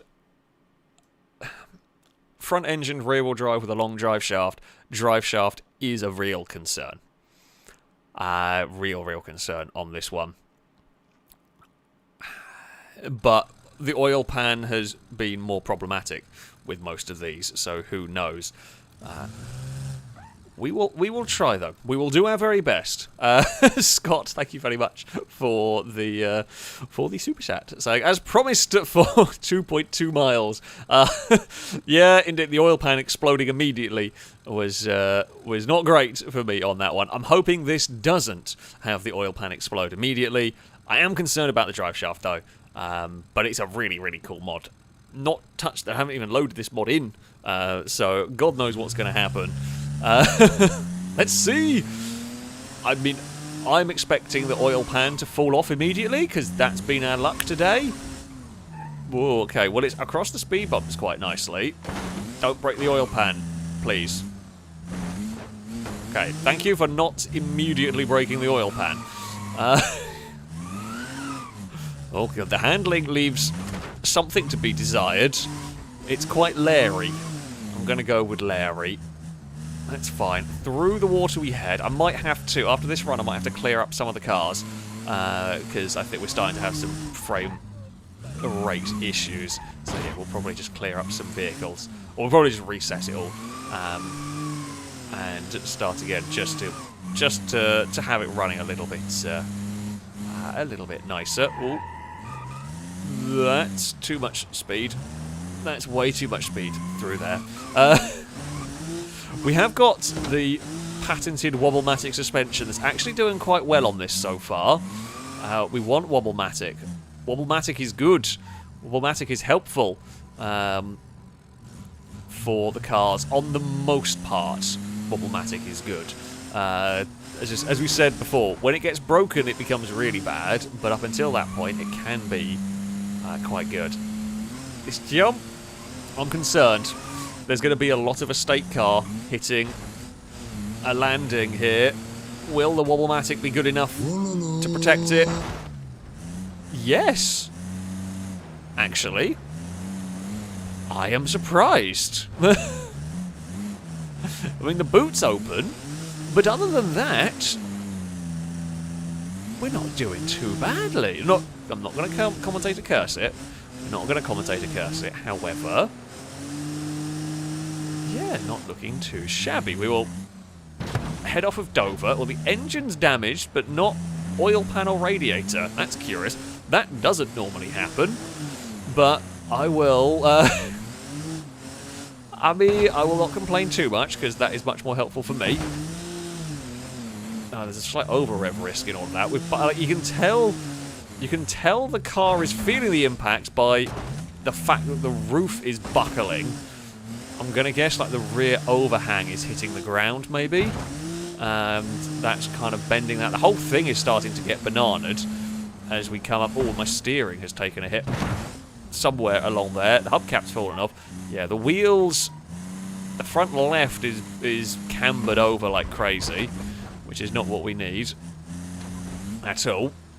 We are on to the second lap. Yeah, lots of camber going on the wheels at the front. Ooh, wants to slide about. Is the rear bench seat being bent? Maybe. Alright, through the water. Oh, another hubcap's gone. That was on the left-hand side. It's also, this is another car that's aquaplaning like crazy through there. Just did not want to turn at all. Still got enough power to slide the car about a little bit. It's not powerful enough to really do the drifting, but God, and then the Toblerones are crunching. It's not the nicest thing in the world, but there we go. We're heading into the spinners now. Carefully does it through there. Oh, jeez, it doesn't want to turn anymore. Okay, steering isn't great, but we have enough steering for the spinners, but we do not have the handling we had to start with. Not that it was great. We are heading towards the big jump once again. Okay, exhaust, that's fine. It's an interesting exhaust note we have got going on. I don't know quite what sound I expected it to make, but it wasn't quite this one. But there we go. Come on, it doesn't really know what gear it wants to be in a lot of the time. Yeah, exhaust, we're fine. We're fine having... oh, lost the exhaust. Well, I don't know if my suspension's doing very well anymore. That front left looks suspiciously busted. I think actually the front completely. Oh yeah, we've got no suspension anymore on this. Oh, not the front anyway. I don't know if we've got... That lovely Wobblematic suspension has given way completely, and now it's... Oh yeah, there's very little suspension at all. That's a concern, because that means a lot of impacts are going through my chassis now. But it's still going. The car is soldiering on. No, it's not. It was soldiering on. Damn it. That was always likely to happen. A drive shaft failure. On a car like this, once it lost its suspension, a drive shaft failure was always on the cards. I mean, you can see how bent and bowed that is. I'm not surprised. It was excellent timing. Excellent timing from the car deciding to brake, just as I said it was doing well and all that. But yeah, with front suspension completely gone, rear suspension dying, I'm not at all surprised to see that die. It's a shame. That was doing really well. That was actually doing really, really well. Unfortunately, that is the end of the pretend Lado car. What is it? The Claria? Something like that. I don't know how to pronounce it. But it is no more. It has come to a rest, and it is out. A good run, though. That's the more sort of the run I want to see, right? We want to see runs like that. We don't want to see oil pan and overheat it, or... you know, you see those occasionally, sure, but much more fun when they die like that. That is the end of that. Yeah, the oil pan never got damaged. The radiator never got damaged. It did get quite hot, but I think that was just from having to drive it quite hard. But there we go. Yeah, drive shaft would kill it. Yeah, Miramar is slightly ahead of it, and so I'm going to presume it is Miramar's third. Is it Miramar third? Burnside second? Not actually sure what the order is. I know the Gulf. So I'm going to reload the map just to clear up the mess that we have. Our current leader is this. The Astro is leading the way. Surprisingly resilient car, the Astro. This thing was not very resilient. This barely lasted a lap with the the sump guard falling out and causing problems. This thing had an overheating, as many of the things have had an overheating.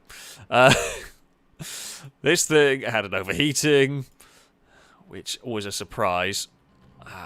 We have got this. I can't remember what broke on this. What broke on the red tail?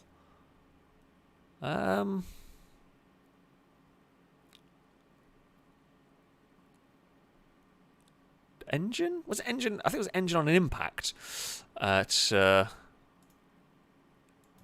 killed that one. I have forgotten. The bolides were terrible. This thing barely survived a corner before the wheel popped off on the speed bumps. The other bolide ended up getting cut in half over the checkerboard, which was hilarious fun. Miramar overheated and blow an engine, killed that. Burnside was a similar story with an overheated and killed engine. Pazima overheated and killed engine, but it was driving as a one-wheel drive car for a while, which was quite good. And then we had this that did surprisingly well. In fact, Thinker has got the leaderboard in chat. Thank you very much, Thinker, for keeping track of everything. You do a wonderful job of keeping everyone informed of what is going on. We shall remove that. AI Toro, thank you very much for the super chat. Saying, do you take car suggestions? We absolutely do. If so, FPU Wydra, please. We can have a go. I haven't run those before for the reason that I don't know if they actually take damage around here, but we can have a go. It'll go on the list of stuff.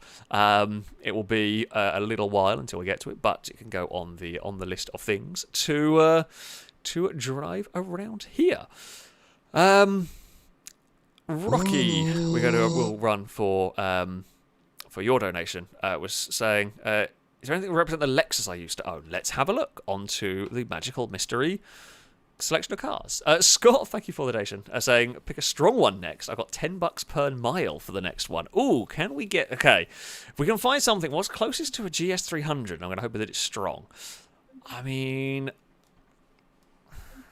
I-Series would be kind of close. We could run an I-Series.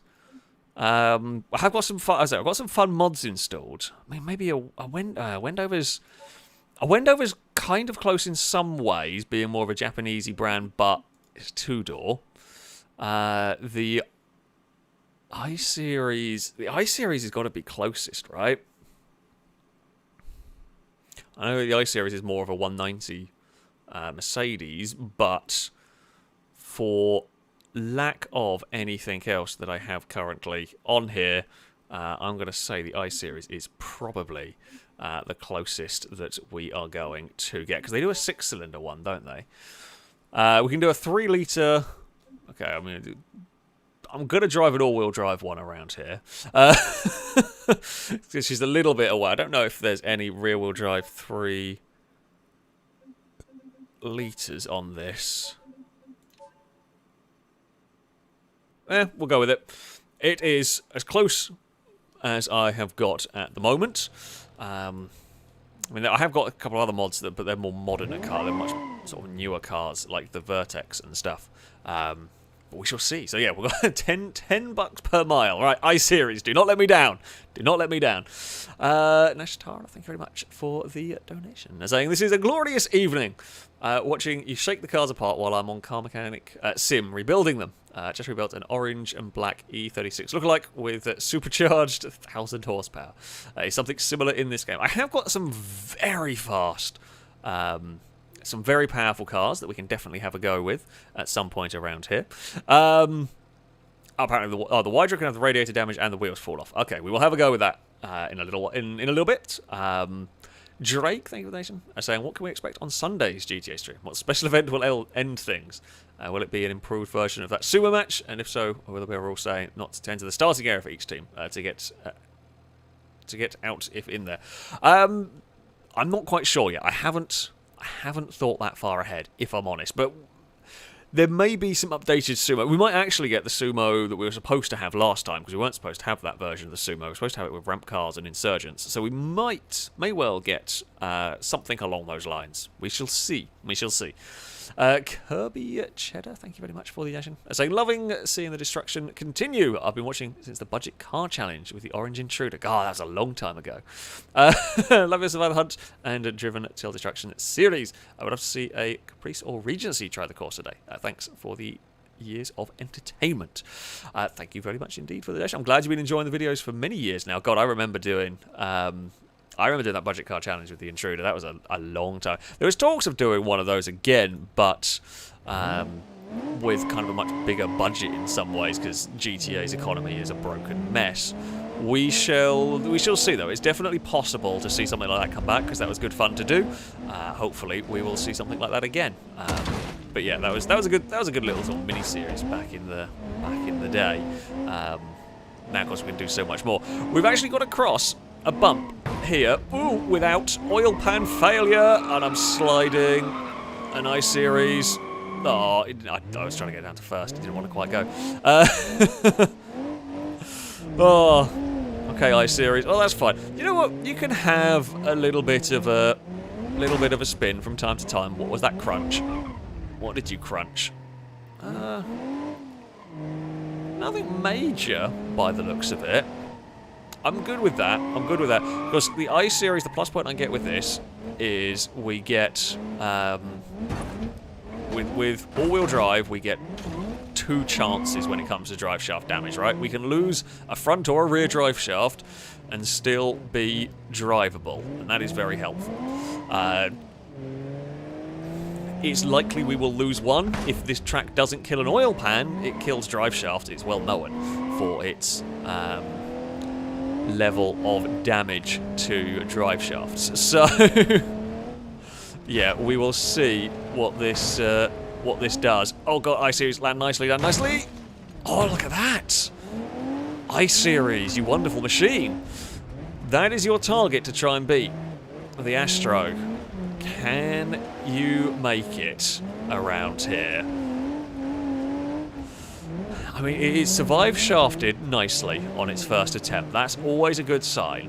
Now, Dover, we should be fast enough, although this is a little bit of a sideways run up the hill. It's over and landed nicely as well. That's important. If we can land Dover smoothly, and we can minimise the impact from Dover, that's always good.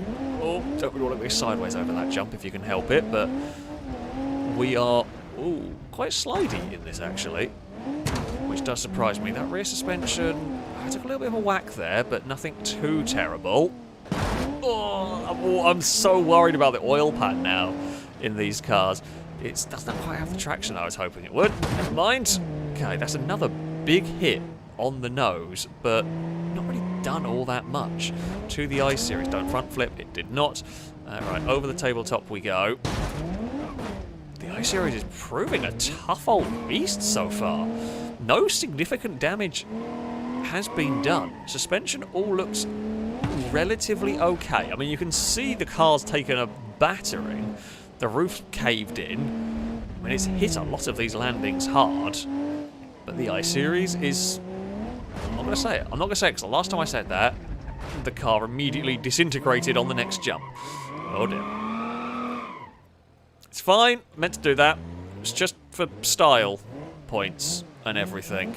Yeah? It does not have the level of grip that I was expecting at all from a car. It really does not have as much grip. Well, I wonder what tyres this is on. No, we have gone a falling over. A relatively minor falling over at that juncture, I should say. It has gone for a tumble, but like rolls are not too bad. Okay, if you're rolling, you're dissipating energy, and that's not energy that's going into important bits. And if I'm damaging the roof of the car, that's perfect. I would have all of these jumps land on the roof because I can crush the roof down as much as I like. That doesn't break, well, that doesn't stop my car from driving, right? It's safe to crush the roof. Oh, the oil pan has gone. It was inevitable at some point, I guess. That actual hit has done more as well, because it took off something. I thought it took off the bumper, but it's done something to the car. So I'm going to guess bumper. It might have taken off, like, the sump guard or something with it. Oh, no, I-Series. Get out of the wall. The radiator has survived pretty well in this car, which is always helpful, at least. Now, okay, the oil pan is gone, but we do know the radiator's gone as well. The oil pan is gone, however, different cars and different engines will survive different amounts of time. Hell, I lost the oil pan in the truck at one point, and that could go forever. So, I'm going to hope that this has got a tough engine. I mean, it's going to go into second place, I think, unless anything else catastrophically fails on it, which is possible, of course. Oh.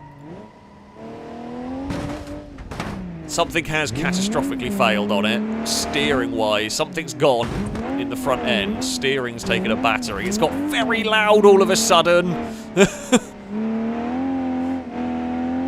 Yeah, we've got real handling problems now. It doesn't really turn properly. I'm a little bit worried about this across the checkerboard as well.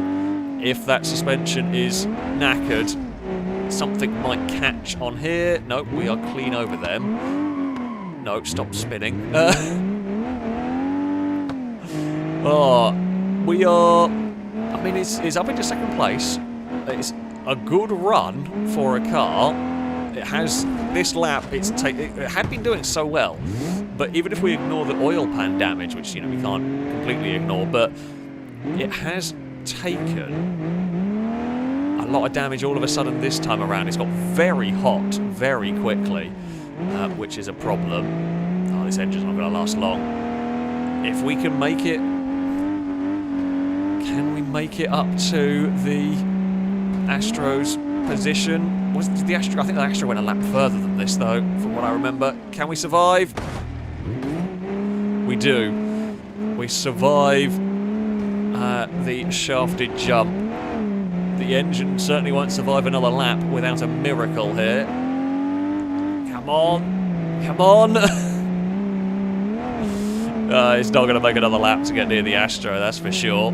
But it is going to climb up towards Dover, smack the floor, and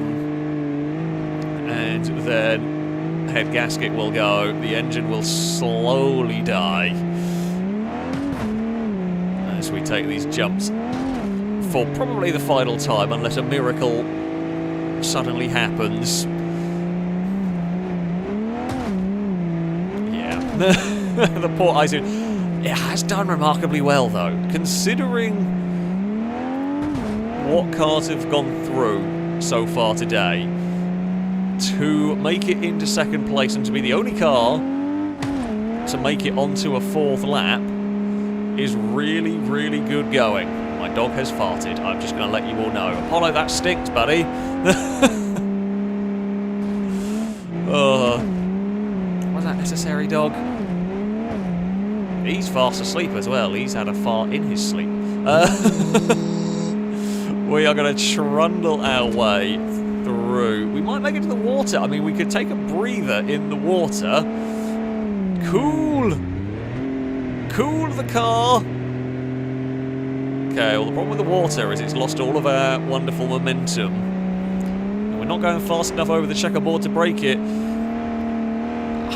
the engine doesn't go pop, could this? I mean, it's barely going to achieve the crawler rule, but it does get 30. Just, could it make it to the Astro? I don't, surely it's not going to make it that far.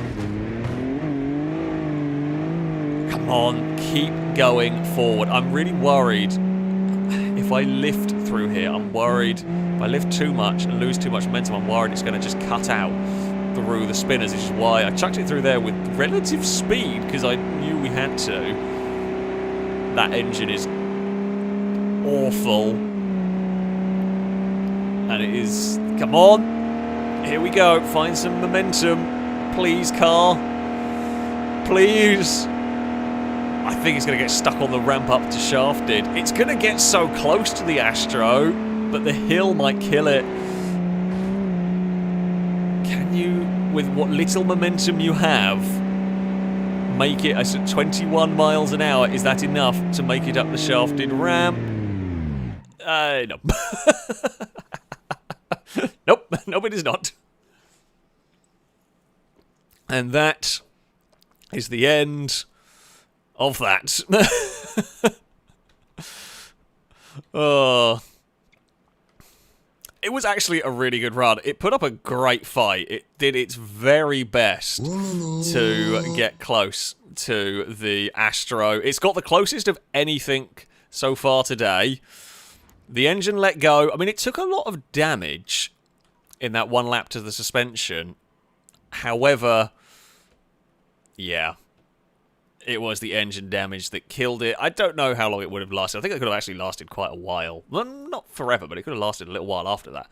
On suspension damage. But, you know, also when it goes quicker, it does more damage to itself. And that was limping for a while. So, yeah, who knows? That is a very much engine explosion or engine melted, pretty much. But a great show, a great run from the I-Series there. I was not expecting that distance from that car, to be fair. I'm impressed. I am impressed. Carl, thank you very much for the donation. Saying happy to finally catch you live for a few minutes. A long-time watcher, introduced years ago through the time trials you were doing down the hill before you started Driven Till Destruction. Ah, I remember those as well. They were good fun. I love the channel and cheers from Oakland, CA. Oh, well, I'm glad to hear. Again, people watching from all sorts of old, random, weird and wonderful series. Yeah, I remember doing those, the time trials, whether it be the Downhill Chaos and GTA or the various time trials that I have done on Beam. It is, yeah, I've done some fun series on those. So glad you are still around. Glad you're enjoying some live destruction. Scott, thank you very much for the very generous donation. Saying 5.8 miles. I am a man of my word. You're going to be very grateful, potentially, that you didn't make that bet on the next car, because the next vehicle, the next vehicle that we were going to have a go with was a rear-wheel drive D series. However, I have run D series around here before. I have a mod for the Durham here that I think I can have as a rear-wheel drive spec. And because I've run D-Series, I'd kind of like to have a go with something a little bit different. So we're going to have a go with the Durham here, but we'll have it as a more truck spec, if you like. So we're going to go for a crew cab variant of it.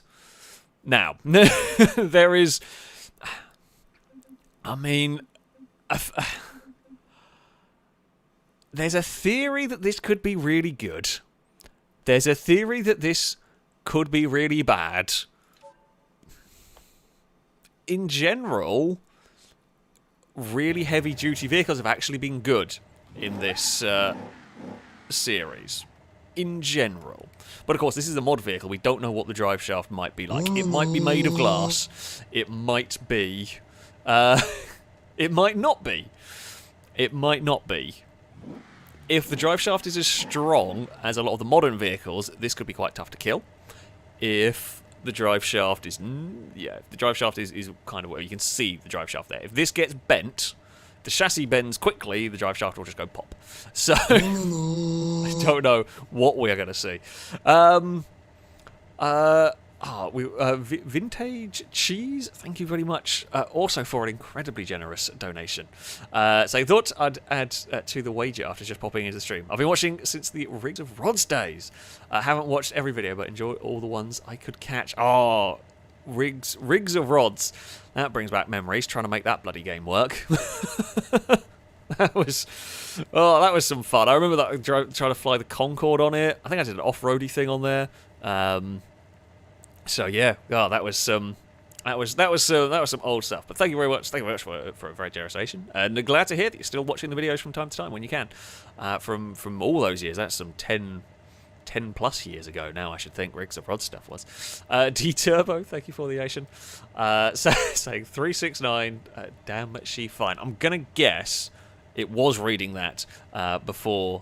I guess it was at 369. The Cult was there briefly and then got immediately defeated. It's time to run this truck. Let's see what it can do. It's a rear-wheel drive diesel truck. I don't know whether... Oh god, doesn't turn at all through there. That's okay. What is the first? Don't pop the drive shaft immediately. Okay, the chassis looks quite strong. This ladder chassis, it hasn't tweaked itself to oblivion straight away. So that's good. Oh, do we reckon this can fit through the spinners?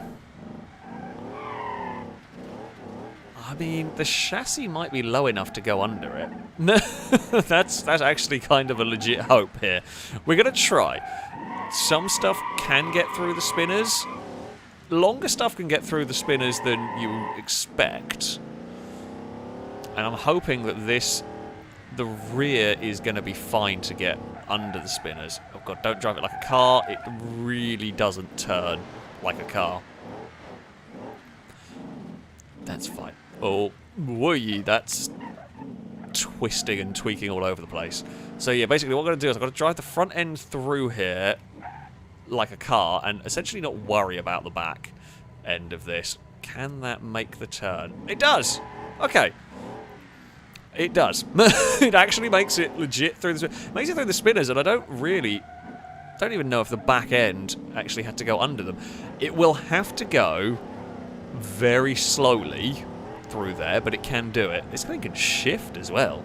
Okay, shafted. Are you going to survive the shafted jump? This is the big test for it. No, it's not. Problems have occurred. Problems. The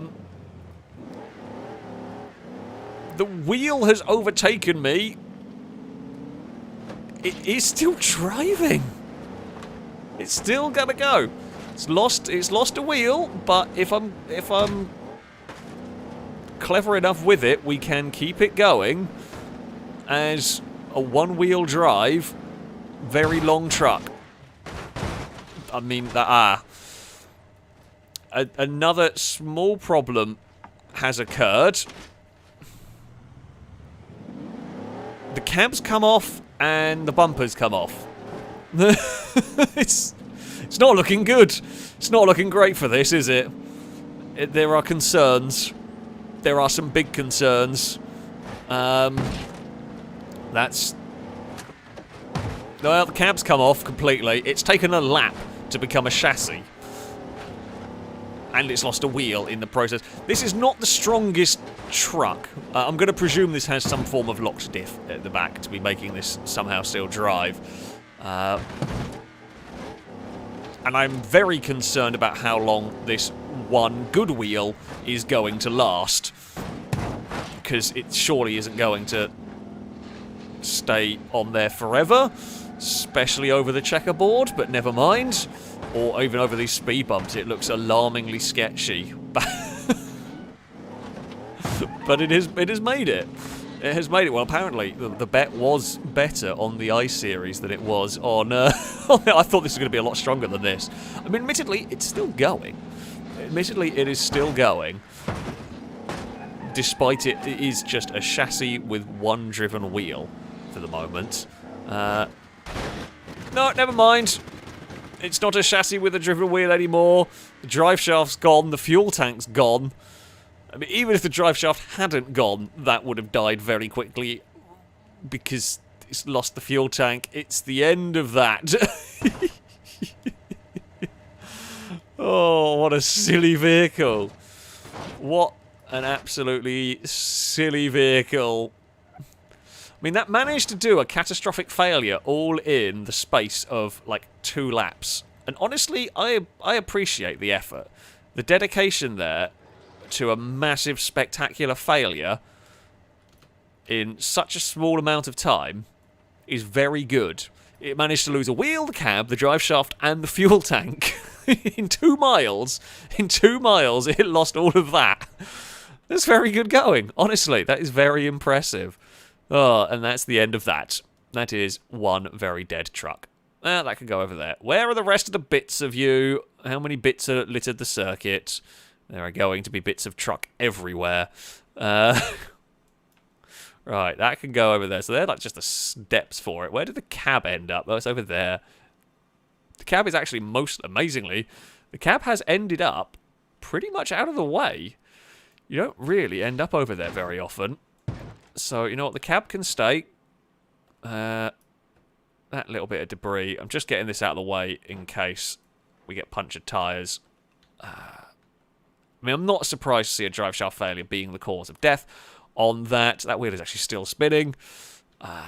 It's obviously not as strong a drive shaft as the new trucks, or the updated one. But also, to be fair, it was the loss of the wheel was always going to make that flex in weird ways. So that's probably contributed as much as anything else. So there we go. It was impressive. It was impressive. I will give it that. It was mighty impressive right there. So, oh, there we go.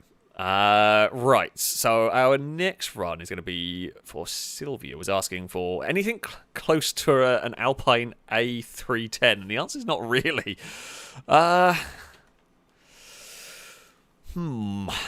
What do we have? Well, the A310 was rear-engined. I really don't have anything rear-engined here. Not. I mean, okay, it's not an A310. It's not even. It's not really close to an A310. However, it's about the same age, maybe a little bit older. We're going to have a go with the 300ZX. I don't know what this is going to do. This is a really cool mod that I found. I'm a huge fan of the 300ZXs, and yeah, this was awesome to find. I love that they've got the IMSA race car as well, which is great. But we're gonna have a go with kind of a mid-spec one for this. It's kind of close. It's not got rear engine, but it is about the right sort of age of sports car. Where's it gone? Here it is. Yeah, awesome little mod. Alright, let's get you parked up here. Drake, thank you very much for the donation. Say nothing to see, just a challenge. Can a towed caravan survive the spinner? And with which car? Rob gets the bill for the mess. The Cult of 1P. Yes, the Cult of 1P is back. I see what's happened. We can have a go trying to get Caravan through the spinners at the end of this mayhem, for sure. Can our little sports car survive? I'm worried about the suspension. I mean, there's turbo noises to be played with, which is definitely not something that's going to end up distracting me at all here. It flies quite nicely over there, actually. We managed to get it set up. It's got ground clearance, although it does already look like suspension's pushed in more than it started off with, which is a concern. It's not really what we want, but enough ground clearance might get us a couple of laps before things start going horribly wrong. It does look like a mini Knight Rider. You are not wrong. I do see what you mean, which does make it even cooler, I think. But oh, he's made the corner. Yeah, the ride height is kind of good for a while, and if that can just keep the engine alive for a couple of laps, that would be good going for this car. Just keep the engine in one piece. Oh, and maybe we can stand a chance of beating the Astro. I don't know whether we can. This will probably be... Yeah, this will be too quick to be flat all the way down here. We will have to modulate the speed a little bit coming up this jump. We want about 60 miles an hour to get the car to fly flat and level, and it lands nicely, actually. That's... I don't think I could have asked for much better, to be honest. I'm not going to say too much, because we know how powerful the Curse of the Commentator is, but the car has barely taken any damage on this first lap. There's maybe a little bit more camber on the rear wheels than there was to start with. Can we get off Dover neatly? Oh, we can. Although it's a horrible crunch. Whenever you land any of these jumps, really, you have a horrible, sickening crunch. Oh god, you're worried it's going to break something. But we're okay so far. We are surviving and playing turbo noises. Oh, that's just more lifting. It really is a noisy turbo on this. Did these cars in real life have very noisy turbos? I guess this is kind of like a modified one as well. The IMSA car absolutely would have had a very noisy turbo, but oh, that suspension at the back looks concerning now, doesn't it? Oh. I was literally just about to say the rear suspension was looking concerning.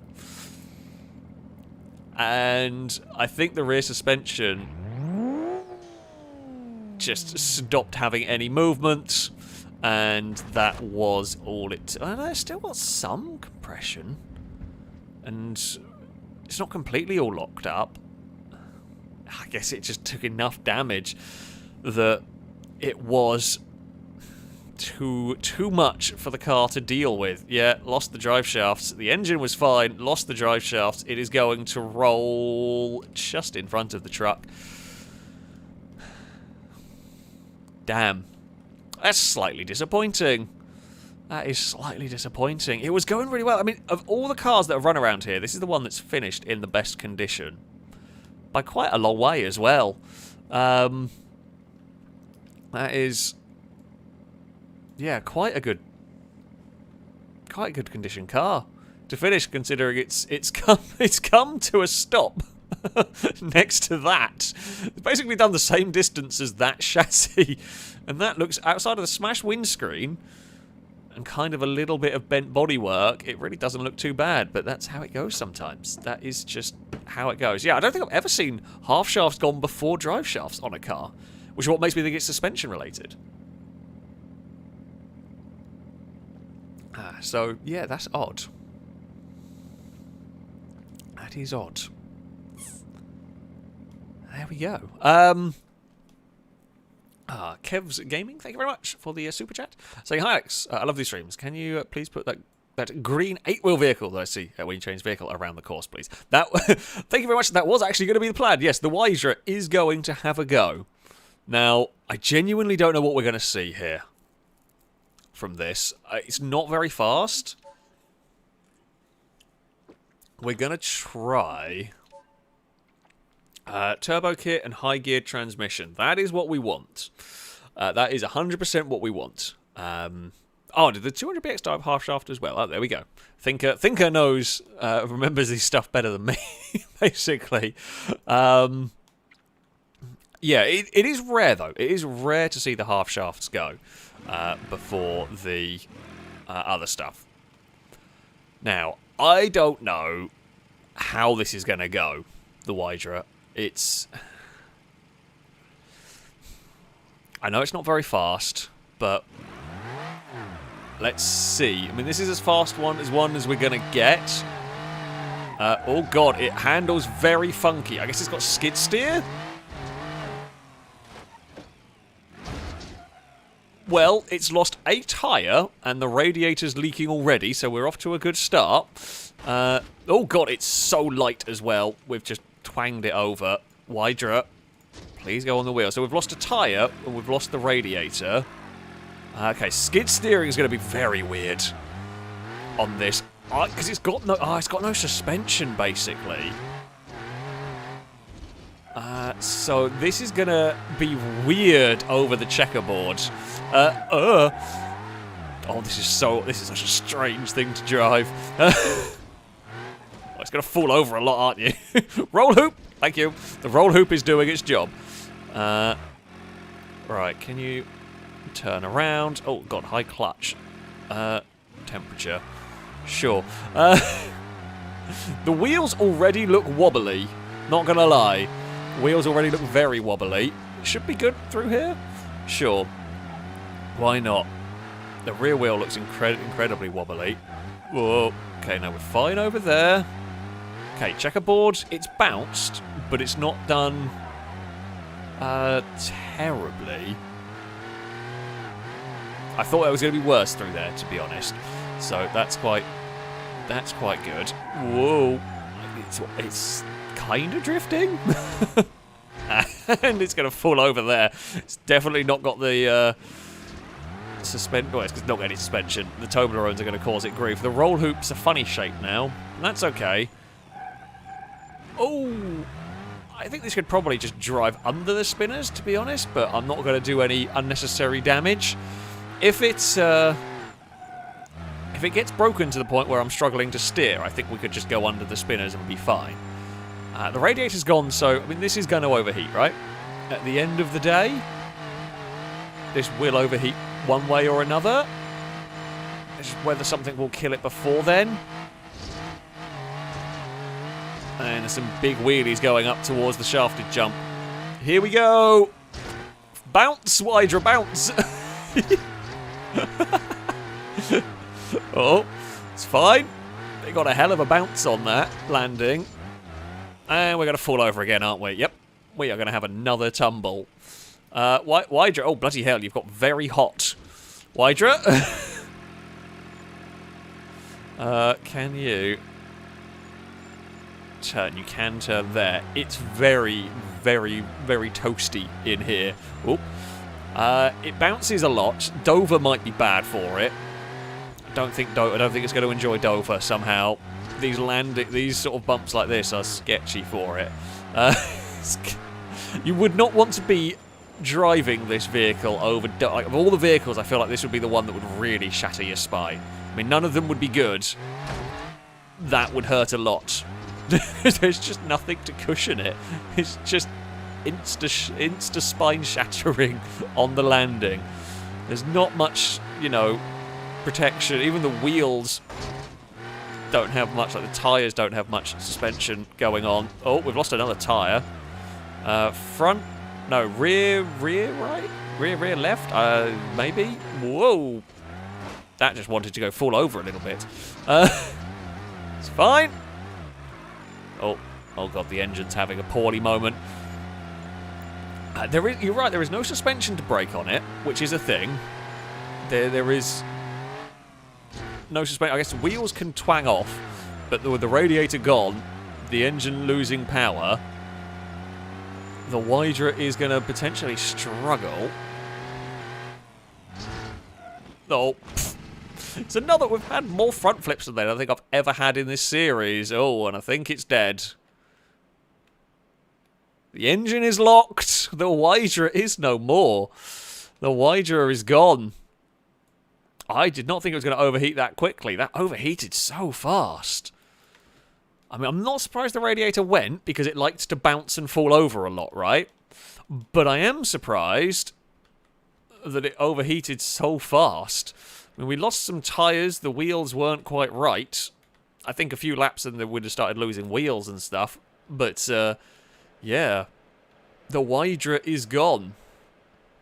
The Wydra is gone. It almost made a lap. It almost completed one lap, but it could not quite make it onto the second lap. The Wydra is no more. That is faster than I thought it was going to be, actually. Could still do with some higher gearing, taller gearing. But, yeah. That is the end of the Wydra. Although not as bad as we have seen from the Bolide. So... So there we go. Yeah, it has gone pop. I'm really surprised how quickly that overheated. Really surprised. Up next, we have got a Caprice or Regency. I believe I still have those somewhere. A TJ, thank you very much for the super chats. I would like to see a Grand Marshal go around. We can have a go with a Grand Marshal. Of course, they're normally pretty strong. Right, I do have a Regency. Now, I didn't specify what one. The Regencies are notoriously awful for overheating. So that is the big concern with this is radiator and overheating and drive shaft. Oh, should we go for a convertible? I don't think I've ever driven a convertible one. Let's go for a Regency convertible.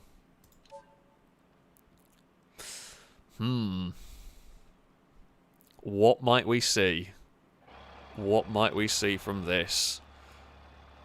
Oh, the textures are a little bit buggered on this. I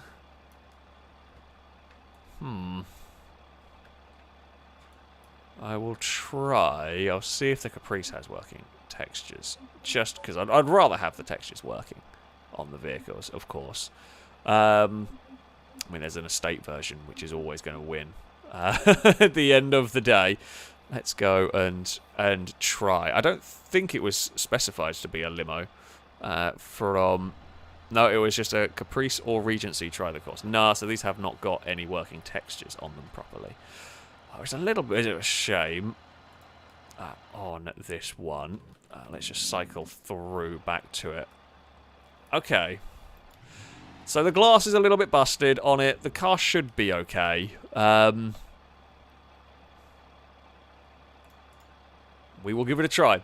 We will give it a try. Oh, we'll leave it in automatic. So... my big concern, drive shaft's a concern. We've seen it with the Burnside. Oh, the roof is the roof is flapping in the breeze.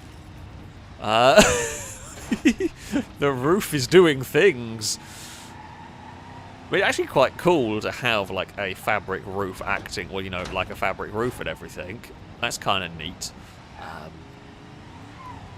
If we manage to like peel the roof off, I think that would be cool. I mean, like the actual, like having the no textures going on is visually slightly annoying, but it's not going to affect anything in the driving. It's not going to affect the survivability of all of this. The Wallmatic suspension is working for the moment. It's how long does it work for? That is the big problem here. Ooh, I very nearly had my roof smashed by the, by the spinners. I think we would have got through there okay. I think that it would have only caught the roof and not actually caught anything important, but still, I've just noticed how hot. The car's already at normal operating temperature, and it's barely been going. That is actually a big concern. Don't snap a drive shaft. Fine. The roof is not fine. I am actually surprised that didn't break a drive shaft or a radiator or an oil pan, because this is a heavy car. This is a heavy car that hits the ground, you know, with a lot of force. A lot of weight goes on here, and there's so much energy going through the car. I'm glad the drive shaft and all the important bits are in one piece. For the moment, there goes the radiator. It's not the oil pan, at least. That's a bonus. I suspect it will be overheating that kills us. However, you never know. The roof is getting more wobbly. A door is bent open. Oh. That's concerning and alarming. Uh-oh. Oh, we've lost steering. Heavy steering damage. I will struggle immensely to get through the spinners now. The front left wheel is no longer connected at all. The tie rod is gone. And that is flapping in the breeze. So we should be able to make the course still with that damage. We'll still be able to make it around most of the turns. The problem is the spinners I need to be precise on. And with heavy damage at the front, funnily enough, you struggle to make precise turning. We've lost the tyre. We might lose the wheel over the checkerboard. I'd actually be okay if the wheel fell off. Oh, God. Yeah, the wheel falling off would make life a bit better for me in many ways.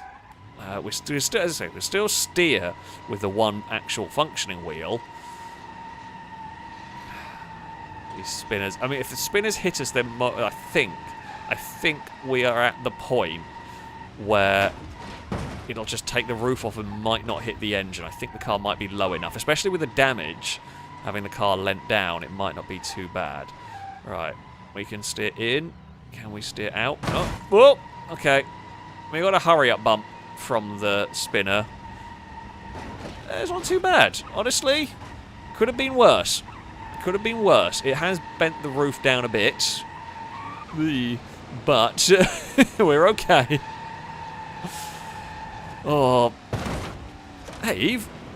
There was a meow somewhere back there, and oh, it's crunching the drive shaft. I'm impressed actually with the drive shaft in this, that it's holding up, because as I said, it's a front-engined, rear-wheel drive car, long drive shaft, easy to snap those, and that is, yeah, doing well. The chassis is not too bananaed for the moment. The chassis is holding up.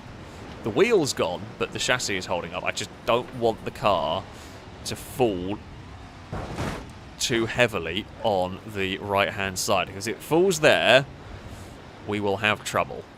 You know, we lose that wheel, we're out. The overheating hasn't really happened much, which makes me think maybe whatever damaged the radiator was only a small leak for the moment. You know, it will still conk out eventually, but it's potentially started off as a small leak. Actually, temperature has just started creeping up.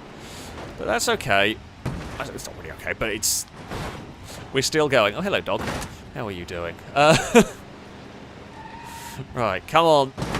Oh. Okay, chassis is starting to banana a bit. We're still going to hit about 4... Oh, no. Why do you want to land like that? It really wants to land on its side over that jump. But it's... I mean, it's okay in that we've survived again. We're across the speed bumps. Nothing untoward has happened. We've landed on the front right there. Still nothing too untoward. Oh, we've lost... Well, the brake lights are starting to flap in the breeze. Okay. Don't get too hot, car, because, well, we are going to dunk you in the water. Go on. Cool down. Oh, that has actually worked really well. That has taken in a lot of water. Okay, that was good. I mean, the lack of... The momentum lost through that section is bad, but it cooled it down nicely. That front corner is just scraping on the floor. I'm amazed that didn't do more damage over the checkerboards at that point. It was looking like the checkerboards were going to tear it apart. The corner is just flapping about. Although that cooling down has only lasted a couple of corners. Oh! Actually, I don't even think we need to worry about the spinners. I think this is so low it now goes under them. It's bent the windscreen up, but that's about it. Yeah, we didn't really... it didn't really have to worry about the spinners. So this is a good run for this. It's... I mean, it has... He's going to die from overheating, I think, any minute now. And... Well, another smash on the ground. It's almost a lowrider spec with how much the suspension has been wrecked on this. And the engine is on its last legs. It's not going to beat the Astros. We're a mere mile away from that. The engine is about to conk out, and it will come to a rest. 3.8 miles. Not bad. Not bad at all from the car. It will come to a rest behind the Astro, but a couple of laps down on it in all of that. Yeah, overheating in the end got the better of it. But I think that was a respectable showing. I think that was actually a very respectable showing for a What was it? Which one was this? I've forgotten. This was the Regency, I think, actually. The Caprice was the slightly smaller one. Yeah, it's good. Good run. I'm actually fairly happy with that, all things considered. Was it just one lap behind the Astro, maybe? Yeah. The Astro's still the leader, though, for the day. Christian Sweden, thank you very much for the donation, by the way. So I'm being stuck at work tonight. We'll watch the stream tomorrow. Is it too late to ask for a Miramar? Well, Miramar has run. So, although by the time you're hearing this back to yourself, you will have seen a Miramar had a go. But if we get time, then we can run a different version of a Miramar, potentially, yes. Next up, we are going to have a go. Next from Nash Tara was asking for a crazy 1,000 horsepower plus vehicle. I can bring one of those.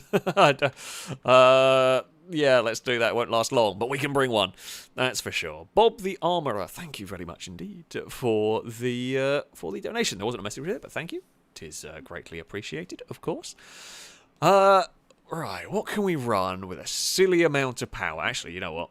We're going to race. We're going to drive this. This is the Rayona, I guess. I don't know how to pronounce it. Arsenic Element. Twin Turbo V8. I think we're going to go with that one. I don't know quite how much power it puts out, but I'm going to guess the answer is a lot. And we're going to have it bright green. So this is based on a Bastion, but it's kind of like a European Bastion almost. Which actually, considering you were talking about building an E36 lookalike on Car Mechanic Sim, I guess, you know, kind of. I mean, okay, it's not, but, you know, it's along the lines. Oh, yes, debris on... there's only a little bit of debris, actually, but yeah, it's always a good idea to clear it. Oh, actually, no, I take it back. There's a whole exhaust on there. I was wrong. Didn't realise the exhaust had fallen off there. Debris on the checkerboard is mostly clear. I don't think there's too much other debris around the place. Right. Honestly, if this can make 3 laps, I'd be happy. We will see how it goes.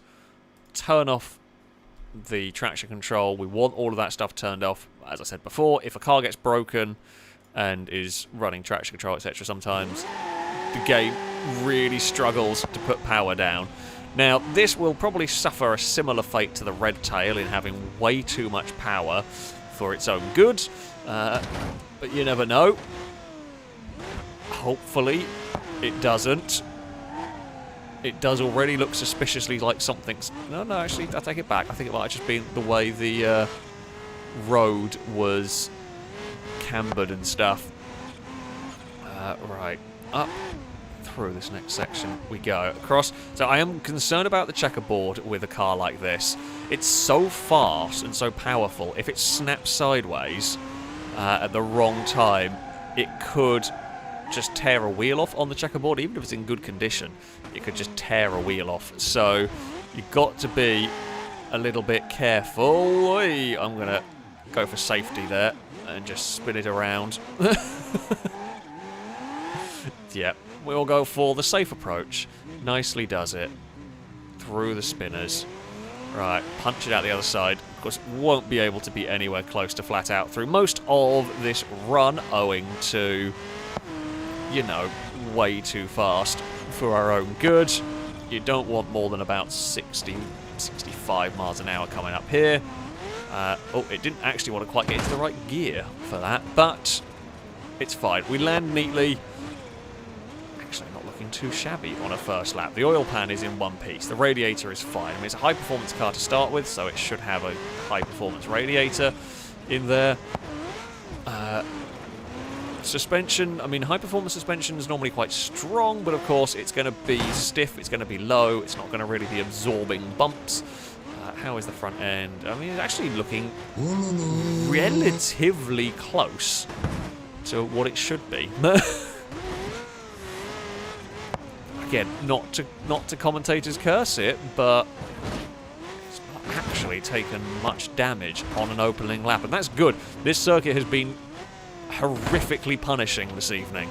This circuit has done a lot of damage to cars, so if it can finish a lap looking mostly like it started, that's pretty good going. I mean, the front is smashed up, We're across the speed bumps. I can't take this jump here flat because we will make a massive mess of things. Oh, don't want to roll. Okay, I mean, it's... The front is bent, but it's not... Oh, has that front left just taken a hit this time out? Maybe. Maybe the front left's a little bit busted. Oh, aquaplaning. Did not want to turn. Spat out a wheel guard through there. Okay, the side skirt is... so little bits of bodywork were catching on the checkerboard. But that was it. Like, I don't mind. It can tear all the bodywork off itself that it likes. It's just as long as it's not actually damaging critical components. Toblerones are nasty. But we're fine. Through there.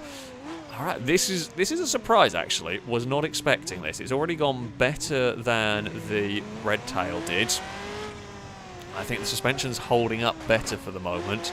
God, that running the high line there, the cars really struggle. They just kind of run out of grip. Oh, no, we're fine. There might be a bit of bodywork catching in the wheel well. Here we go. Oh, it's got very loud all of a sudden. There goes the oil pan. It was going to happen eventually, but my bigger concern is the front left wheel has got no suspension anymore. And it's got very loud. I mean, that's not a concern as such, but just as a commentator-wise, it's a concern. It's just got deafeningly loud all of a sudden. Over the Dover jump we go. What is going to give up first? The front left corner or the engine? Oh, I didn't realise it was all-wheel drive. Okay, well now we're rear-wheel drive. That's a thing we're going to have to deal with. I think this might have trouble on the speed bumps. I think the chassis is so busted that it's going to hit the speed bump and break itself. Never mind. Never mind. It landed and it broke the engine. I think that might have broken the engine on the speed bumps if it had hit it, but with suspension damage, it hit the next landing. Oh, it was going really well. It was going really well, and then all of a sudden it stopped going really well.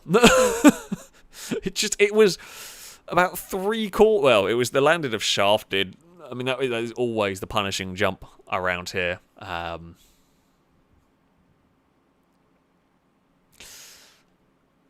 Ouch. Ouch indeed. But yeah, heavy landing, killed the engine. Killed the engine before the oil pan issues could kill it. And that is the end for that car. Good run. We had a lot of cars around the 3-lap mark. This sort of like 3.4-ish miles has had a lot of vehicles. A lot of vehicles have been claimed around here. So there we go. Zog Squid, thank you very much for the donation. So if there was the inclusion of a crash dummy in these cars, it would surely turn into a bit of a horror show. I love your work. Cheers, Michael from Tassie. I don't know if there is a mod. I don't know if it still exists for a crash test dummy that can go in cars. It can get a little bit laggy, which is why I don't run it. But yeah, it would not be a pretty sight. Crash test dummies getting flung left, right, and centre. They'd be having a bad day. They would be having a bad day indeed around here. Our next vehicle that is going to run is going to be the Rockdale Pigeon. It was a 4-wheeled pigeon was the one that was requested. I've forgotten the name exactly, but when I have a look, we will see them. Pigeons have not fared well around this course. But maybe the 4-wheel... It was the Rockdale Pigeon. There we go. I mean, a little bit of off-road suspension for the pigeon might be good. Oh, it was one of these with the nitrous turned on. So I'm going to drive this with the nitro turned on. That can only go well for a start. We will give it a go. We will give it a try. We will arm the nitro and then fire a pigeon. It's not astonishingly quick. Oh, there it goes. It's not astonishingly quick. But we will try. I mean, we're going to run out of nitro quite quickly. Oh dear. I mean, it's not far off being as bad as the Bolide. The Rockdale Pigeon has already had a problem. The front wheel is full. The front left wheel's fallen under it. Oh! And it's actually dead. Okay. Admittedly, it did die from an impact on a stricken car. I will give it another try, because it was broken until... It was broken before then, but it was killed from an impact on a stricken car. I'll give it another try, but I'm not expecting this to survive particularly long. So the nitro, I mean, I don't have any control over the nitro. The nitro just gets fired. I think when it's blue is when the thing is firing its nitro, which is, you know, oh, it's still gone, immediately broken the same wheel. Yeah, the same wheel has instantly got snapped. This is, the front end of this is not very strong. Not very strong at all. I mean, okay, if we can avoid the 300 BX, we would be in a good place. But I fear for the poor rock dove going through the spinners, because that's going to be a bad time for this. It's barely able to turn and make the checkerboard here. But yeah, it's the spinners that are going to be the real concern.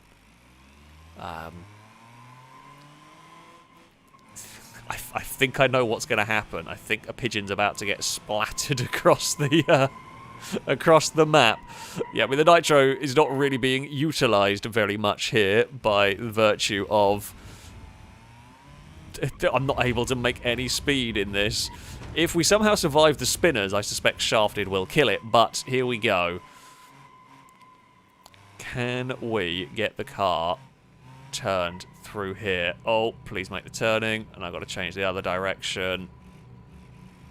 Oh, it's just made it. Oh.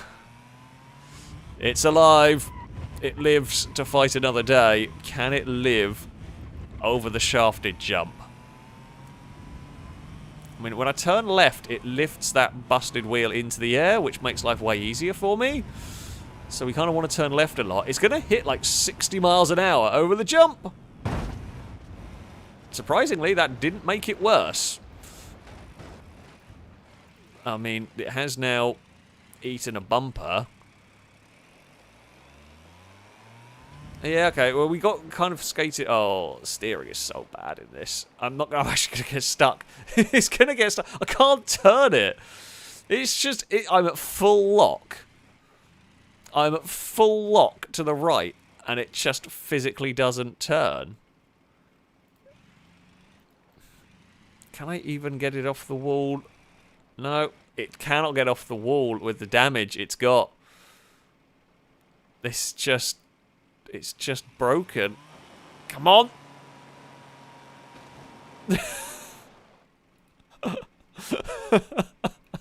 It's done. It failed. A steering failure.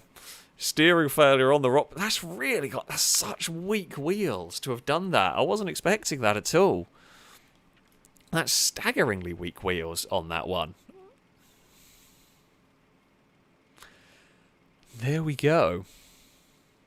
That is that. Yeah, I mean, I gave it as much of a bloody chance as I could. That is the end. That is the end of the pigeon. That has had it. That is really, really quite weak. Well, slight bit of a disappointment from that one. That was, yeah. It's not a strong enough vehicle. Not a strong enough vehicle at all for this. Our next contender, in theory, could be very strong. This, we're going to have a go with the Grand Marshal. We're going to go with a police interceptor. Oh, a heavy-duty suspension. I don't know whether... A heavy-duty suspension. That's the one we want.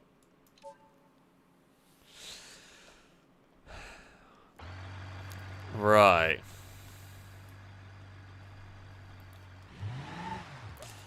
Now, there is potential.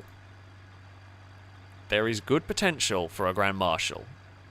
It was... I think, did a Grand Marshal win? It certainly led one of the Driven Till Destruction series for a while. However, the game has been much updated since then.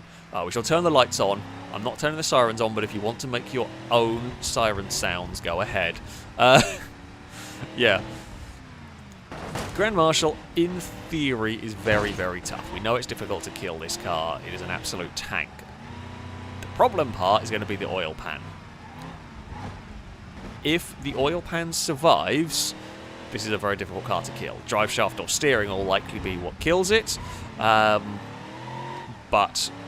that is a big if. And of course, this is driven to destruction. You can have the strongest car possible, and you can still have something let go just because it's an odd one out. Just a weird thing can happen that can ping a wheel off or bend something that makes the car near undrivable. So, yeah, even a tough car like this, there's always something that could cause it grief. Into the spinners we head, and everything is all... I mean, look, it's the first lap with a fairly tough car. No real significant damage through those first sections. Now, the shafted jump is likely to be where we see something happen for this. What has it got? Naturally aspirated V8, I think. Ooh, it's a bang. I mean, that's fairly normal for a Grand Marshal. Lose the bumper, bend up the front end a little bit, but nothing too crazy. I'm happy enough with that as an outcome for the shafted jump on lap 1.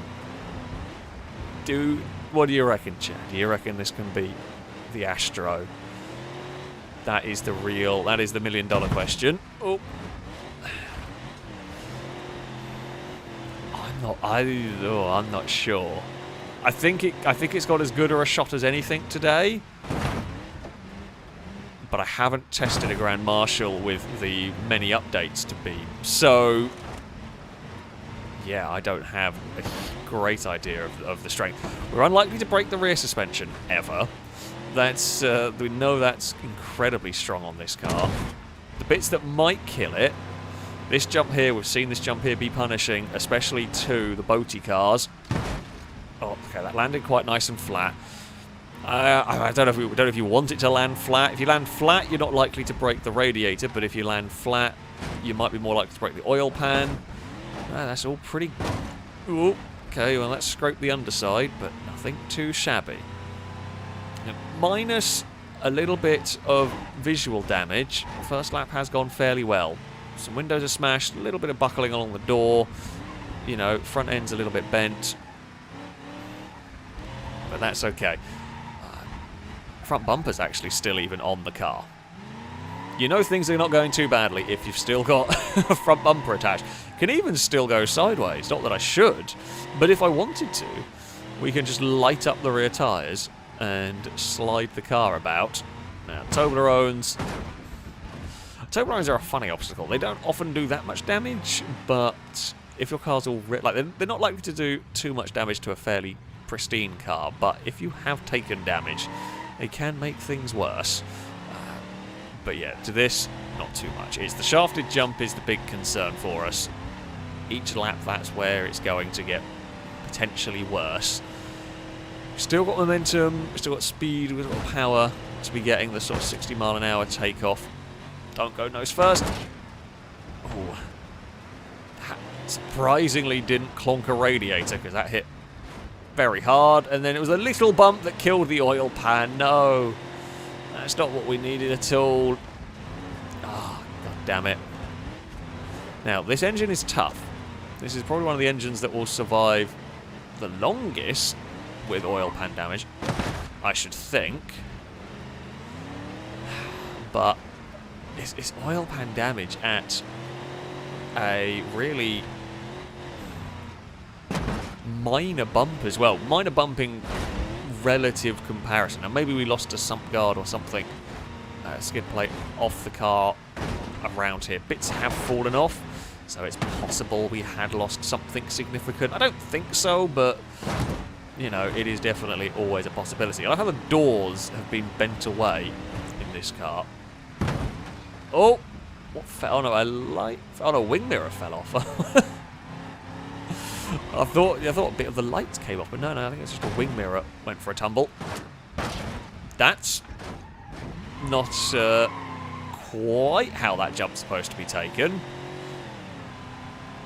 I mean, we got away with it. For a second I thought we collapsed some front left suspension, but I don't think we have. We will find out soon enough when we go through the checkerboards. It looks alright. It looks as considering the conditions some cars have got to going over there. It isn't too shabby. Oh. Okay, well that's fine. We can just accidentally do some, you know, stunt driving tests in the middle of our destruction. Just random J-turns for good luck. Yeah, still got the power to go sideways. We will make it across the Toblerones this time without too much issue. Into the spinners. Go on, Grand Marshal. Keep that big old block of yours alive. Hopefully the oil pan has the tiniest little hole and we're only losing a little dribble of oil. We're not likely to be that lucky. Be nice if it was true, but it's unlikely to be going that way for us. We are, again, still pretty good over speed-wise. Oh, it's remarkably tough, this car. I mean, that landed pretty much all of its weight on the front right. And I mean, it's bented a bit, but we're only talking a minor twist to the steering.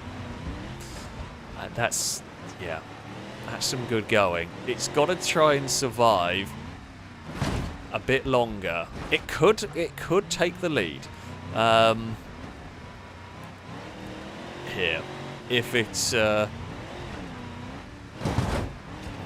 god, if it doesn't have its engine blow up, it could take the lead away from the Astro. Steering still alive. Yeah, steering is still a little bent, but nothing we can't deal with. Oh, we've got some doors flapping, but again, doors flapping, not a problem. Over the jump.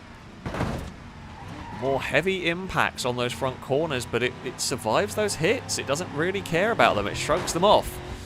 We are over the speed bumps quite nicely. Don't do a front flip. Okay, well, a roll. The lights are gone. The car is sliding.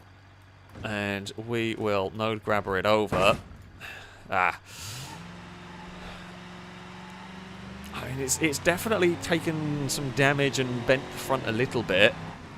I mean, if we can just get past shafted this time around, we will potentially take the lead, although something's wrong in the front end, actually. Now I'm driving it, something is worse than it was before. Yeah, something's definitely gone in the front end. I think it's that front left. I think that front left has got bent down. Oh, it's making our handling worse, and that is going to be a potential weak point. I don't know quite when that damage took place, but yeah, it's definitely something busted in. The engine, though, is still fairly okay for the moment. Gotta love these tanky V8s that just go on and on. And the engine's starved of oil. We know that's going to kill it eventually. But all you've got to do, car, is make this jump. Don't spin heading up towards the jump. Yeah, there's something wrong with the handling, massively. But oh. Yeah, well, it's hit the other side now.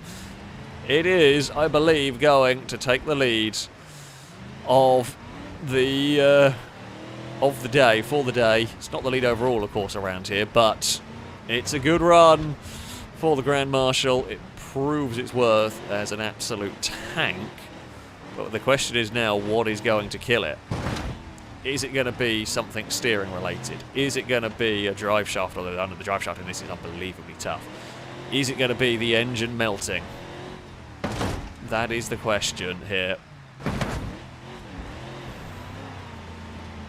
I'm not even sure. I think the engine will melt before the car will give up. But I have been wrong before, and it's definitely got worse. It's definitely getting worse. Well, the speed bumps, if it catches on a speed bump and shatters something, that would be a bad day for it. Oh, yeah, it doesn't fly flat through the air anymore. It flies twisted. Okay, speed bumps, we are clear over without catching anything on it. Actually, landing like on that on the nose, it sort of lands on the nose, but it doesn't crash down too hard. It smacks the rear of the car into the ground, but I don't care about that. That's not too important. So, yeah. We are through the water. The checkerboard is the next concerning part. Oh, as you can hear it hitting stuff. But it's only bodywork I think it's hitting. The bit of the chassis there is pretty much on the floor. Kind of by the driver's footwell is almost on the floor. I spin the camera around and not making the corner. Yeah, but that's okay for now. Oil starvation, and the engine has got to the point now where it's starting to take some damage. But the fact is, this is what I say, sometimes the engines with, you know, just because I lost the oil pan, some engines are just tough beasts, and this is proving to be one of those. Here goes the big shaft jump. And again, not much has happened. Gradually, we are going to bend that chassis to the point where the car stops having steering, but we are continuing to go. From last week, this might beat the sunburst from last week, to be fair. I think we are getting very, very close to even beating the sunburst, the rally sunburst that ran. We know the Grand Marshal is always a tough car, so it's not a huge surprise to see it doing well. I am impressed with the engine, though. It's been lost an oil pan for a long time, and it's still not really feeling the effects of it. I think it is now just starting to. I think it's just beginning to feel a loss of power, but it's still more than enough power to get it around this course nicely, which is always good. And we're across the speed bump, continuing to get across the speed bumps nicely. I mean, that looks really bad, that crash there, but that's actually... Well, have we picked up... Oh, we have picked up the lights. We were carrying those with us. Yeah, that crash looks really bad, but when it hits the nose and then slams the back into the ground, that's actually not the worst. I'd rather the damage be done to the rear of the car than the front. We are... checkerboard is a problem. Oh, that's why. Yeah, checkerboard is a concern.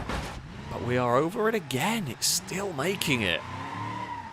Still going. Could we get it to 10 miles?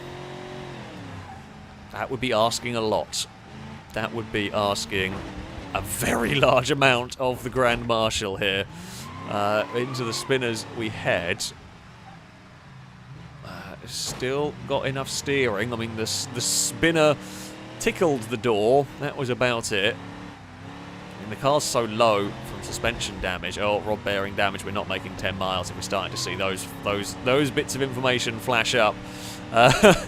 We are not going to be making 10 miles. We might make it to the start-finish line. Oh, that was a big crunch on the floor again. But again, like the rear of the car can take an absolute battering and just doesn't take damage. The rear suspension is so tough in this.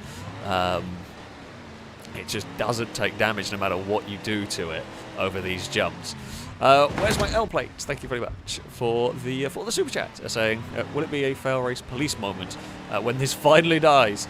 We all hope so. We finally managed to catch a live stream at last.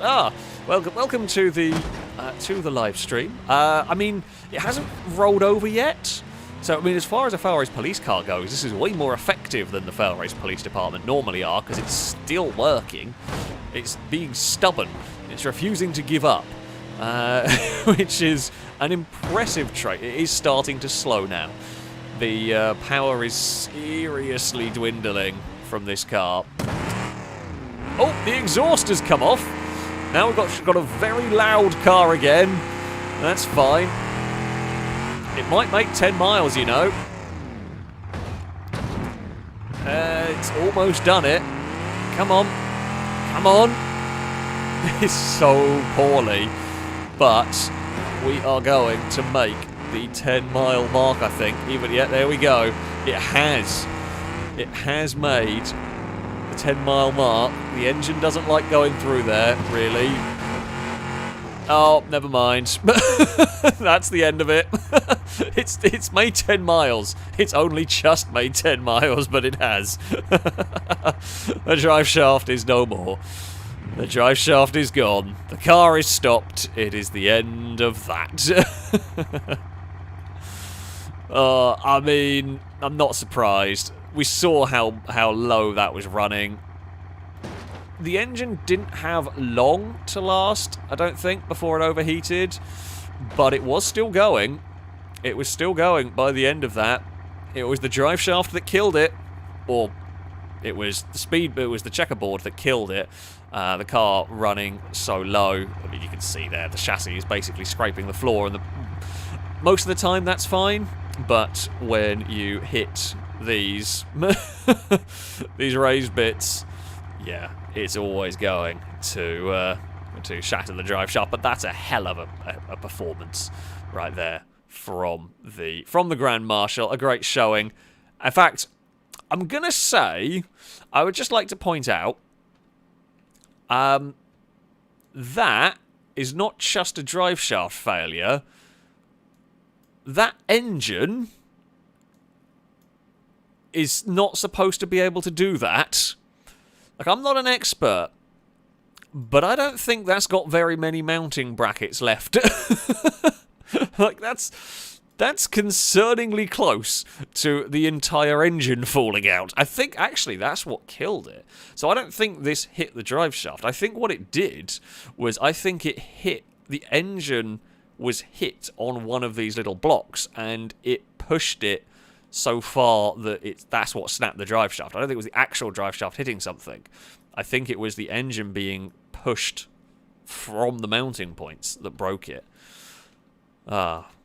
Shame we didn't lose the engine. That would have been hilarious. However, yeah, that's pretty knackered.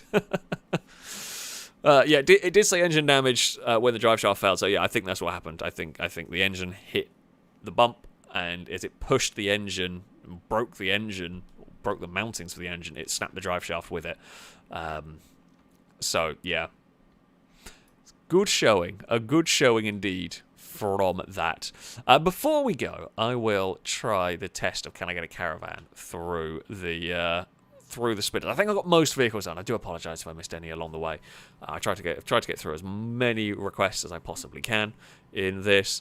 What vehicle do I want for towing a Caravan? I mean, I want something agile.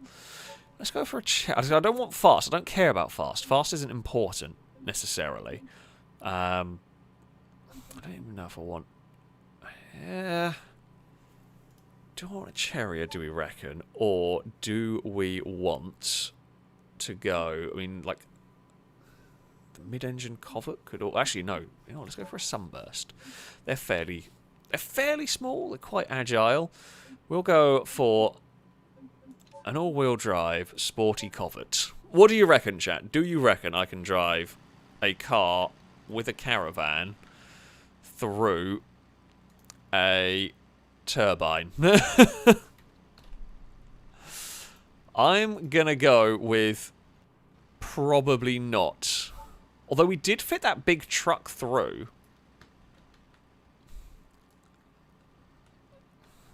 So do we reckon the Sunburst with Caravan is smaller than the whatever the big truck was called? Durham. Do we reckon it might be smaller than that? Maybe. I mean, we're not going to get those through, but we might get this. I mean, if I make it through or not, we'll still drive a Caravan into a turbine. But oh, I don't need all of those. We got through a lot of cars today. I feel like a lot of cars went through this course because we had a lot of oil pan issues. Right, can I zoom out? No, that's not. I don't know how to zoom the camera out over here. Oh, okay, well that's fine. I guess we're going to just go with this. Okay. Sunburst. How are we going to do this? Can the Caravan fit? Oh. This is very close. Oh, Sunburst, you lucky bugger. Hey! You actually can do it! I mean, it's very close. It's very close, and you've got to be very precise with it. Oh, is it number pad 3? Nope, not on my keyboard it is. Oh, maybe that? Ah, there we go. Thank you. It actually fits. Amazingly, the Caravan fits through there. I am incredibly surprised by such a thing, but it can be done. First time as well. Who would have thought? Who would have thought I can do precision driving when I need to? I mean, the thing that we're going to do next is the best thing. Whoop. I've got to tab my way through all the cars again. Here we go. See, can we... How do we Is that unhitched? Aha! Now. The thing that's the most fun to do is like 120 mile an hour Caravan, 120 mile an hour spinners versus a Caravan. It's as you would expect. Now, I mean, I feel like that's worked fairly well. I see no problem with that. Oh, Caravan, come back. We will. You know what? I don't know what. I don't think there must be another way to get to the right bloody car. Oh, there is a way to get out. Oh, it's shift and tab to go. No, not shift and tab, because that brings up the thing. What's the get out of car button? I can't remember what the get out. There is a get out of car button, but I've forgotten what it is. Because, yeah. But let's drive the Caravan. Actually, what happens if we just drive? What happens if the Caravan is on there? Oh.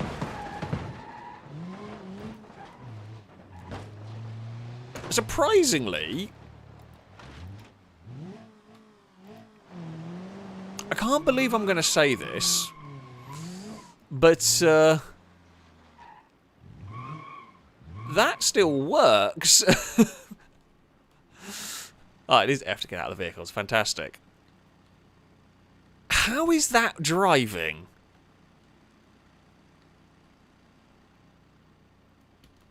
It's a shame you can't drive from, like, this angle.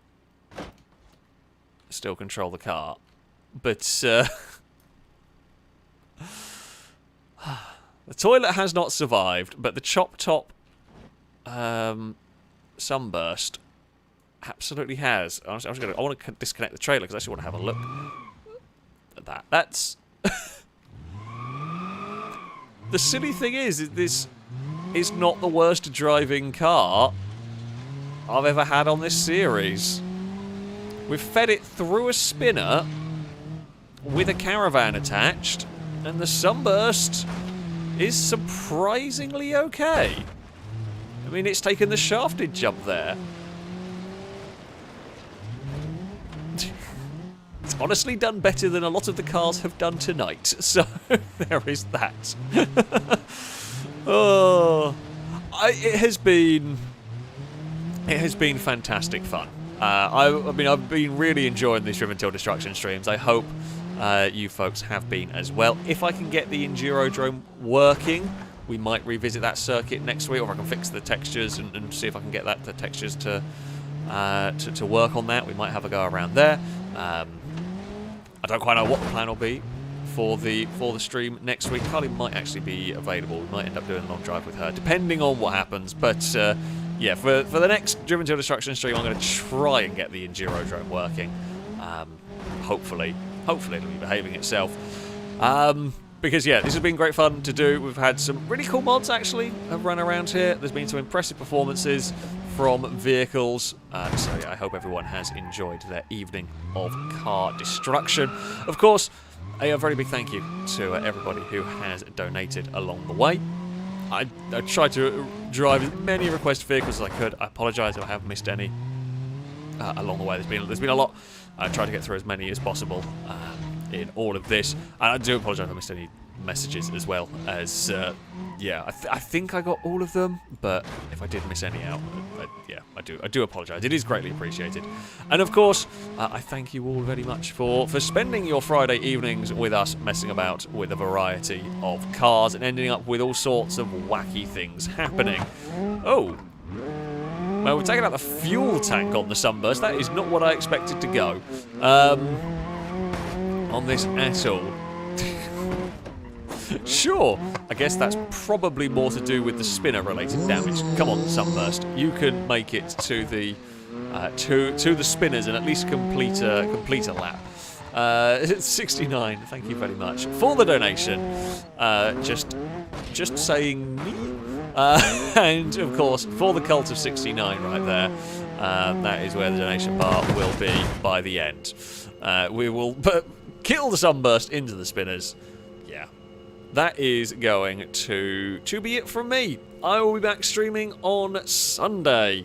We'll be back with some GTA 5 nonsense, so I hope you folks will be able to come along and watch the mayhem and potentially even take part as well in all of that. That, though, yeah, shall be it from me. Until next time, goodbye.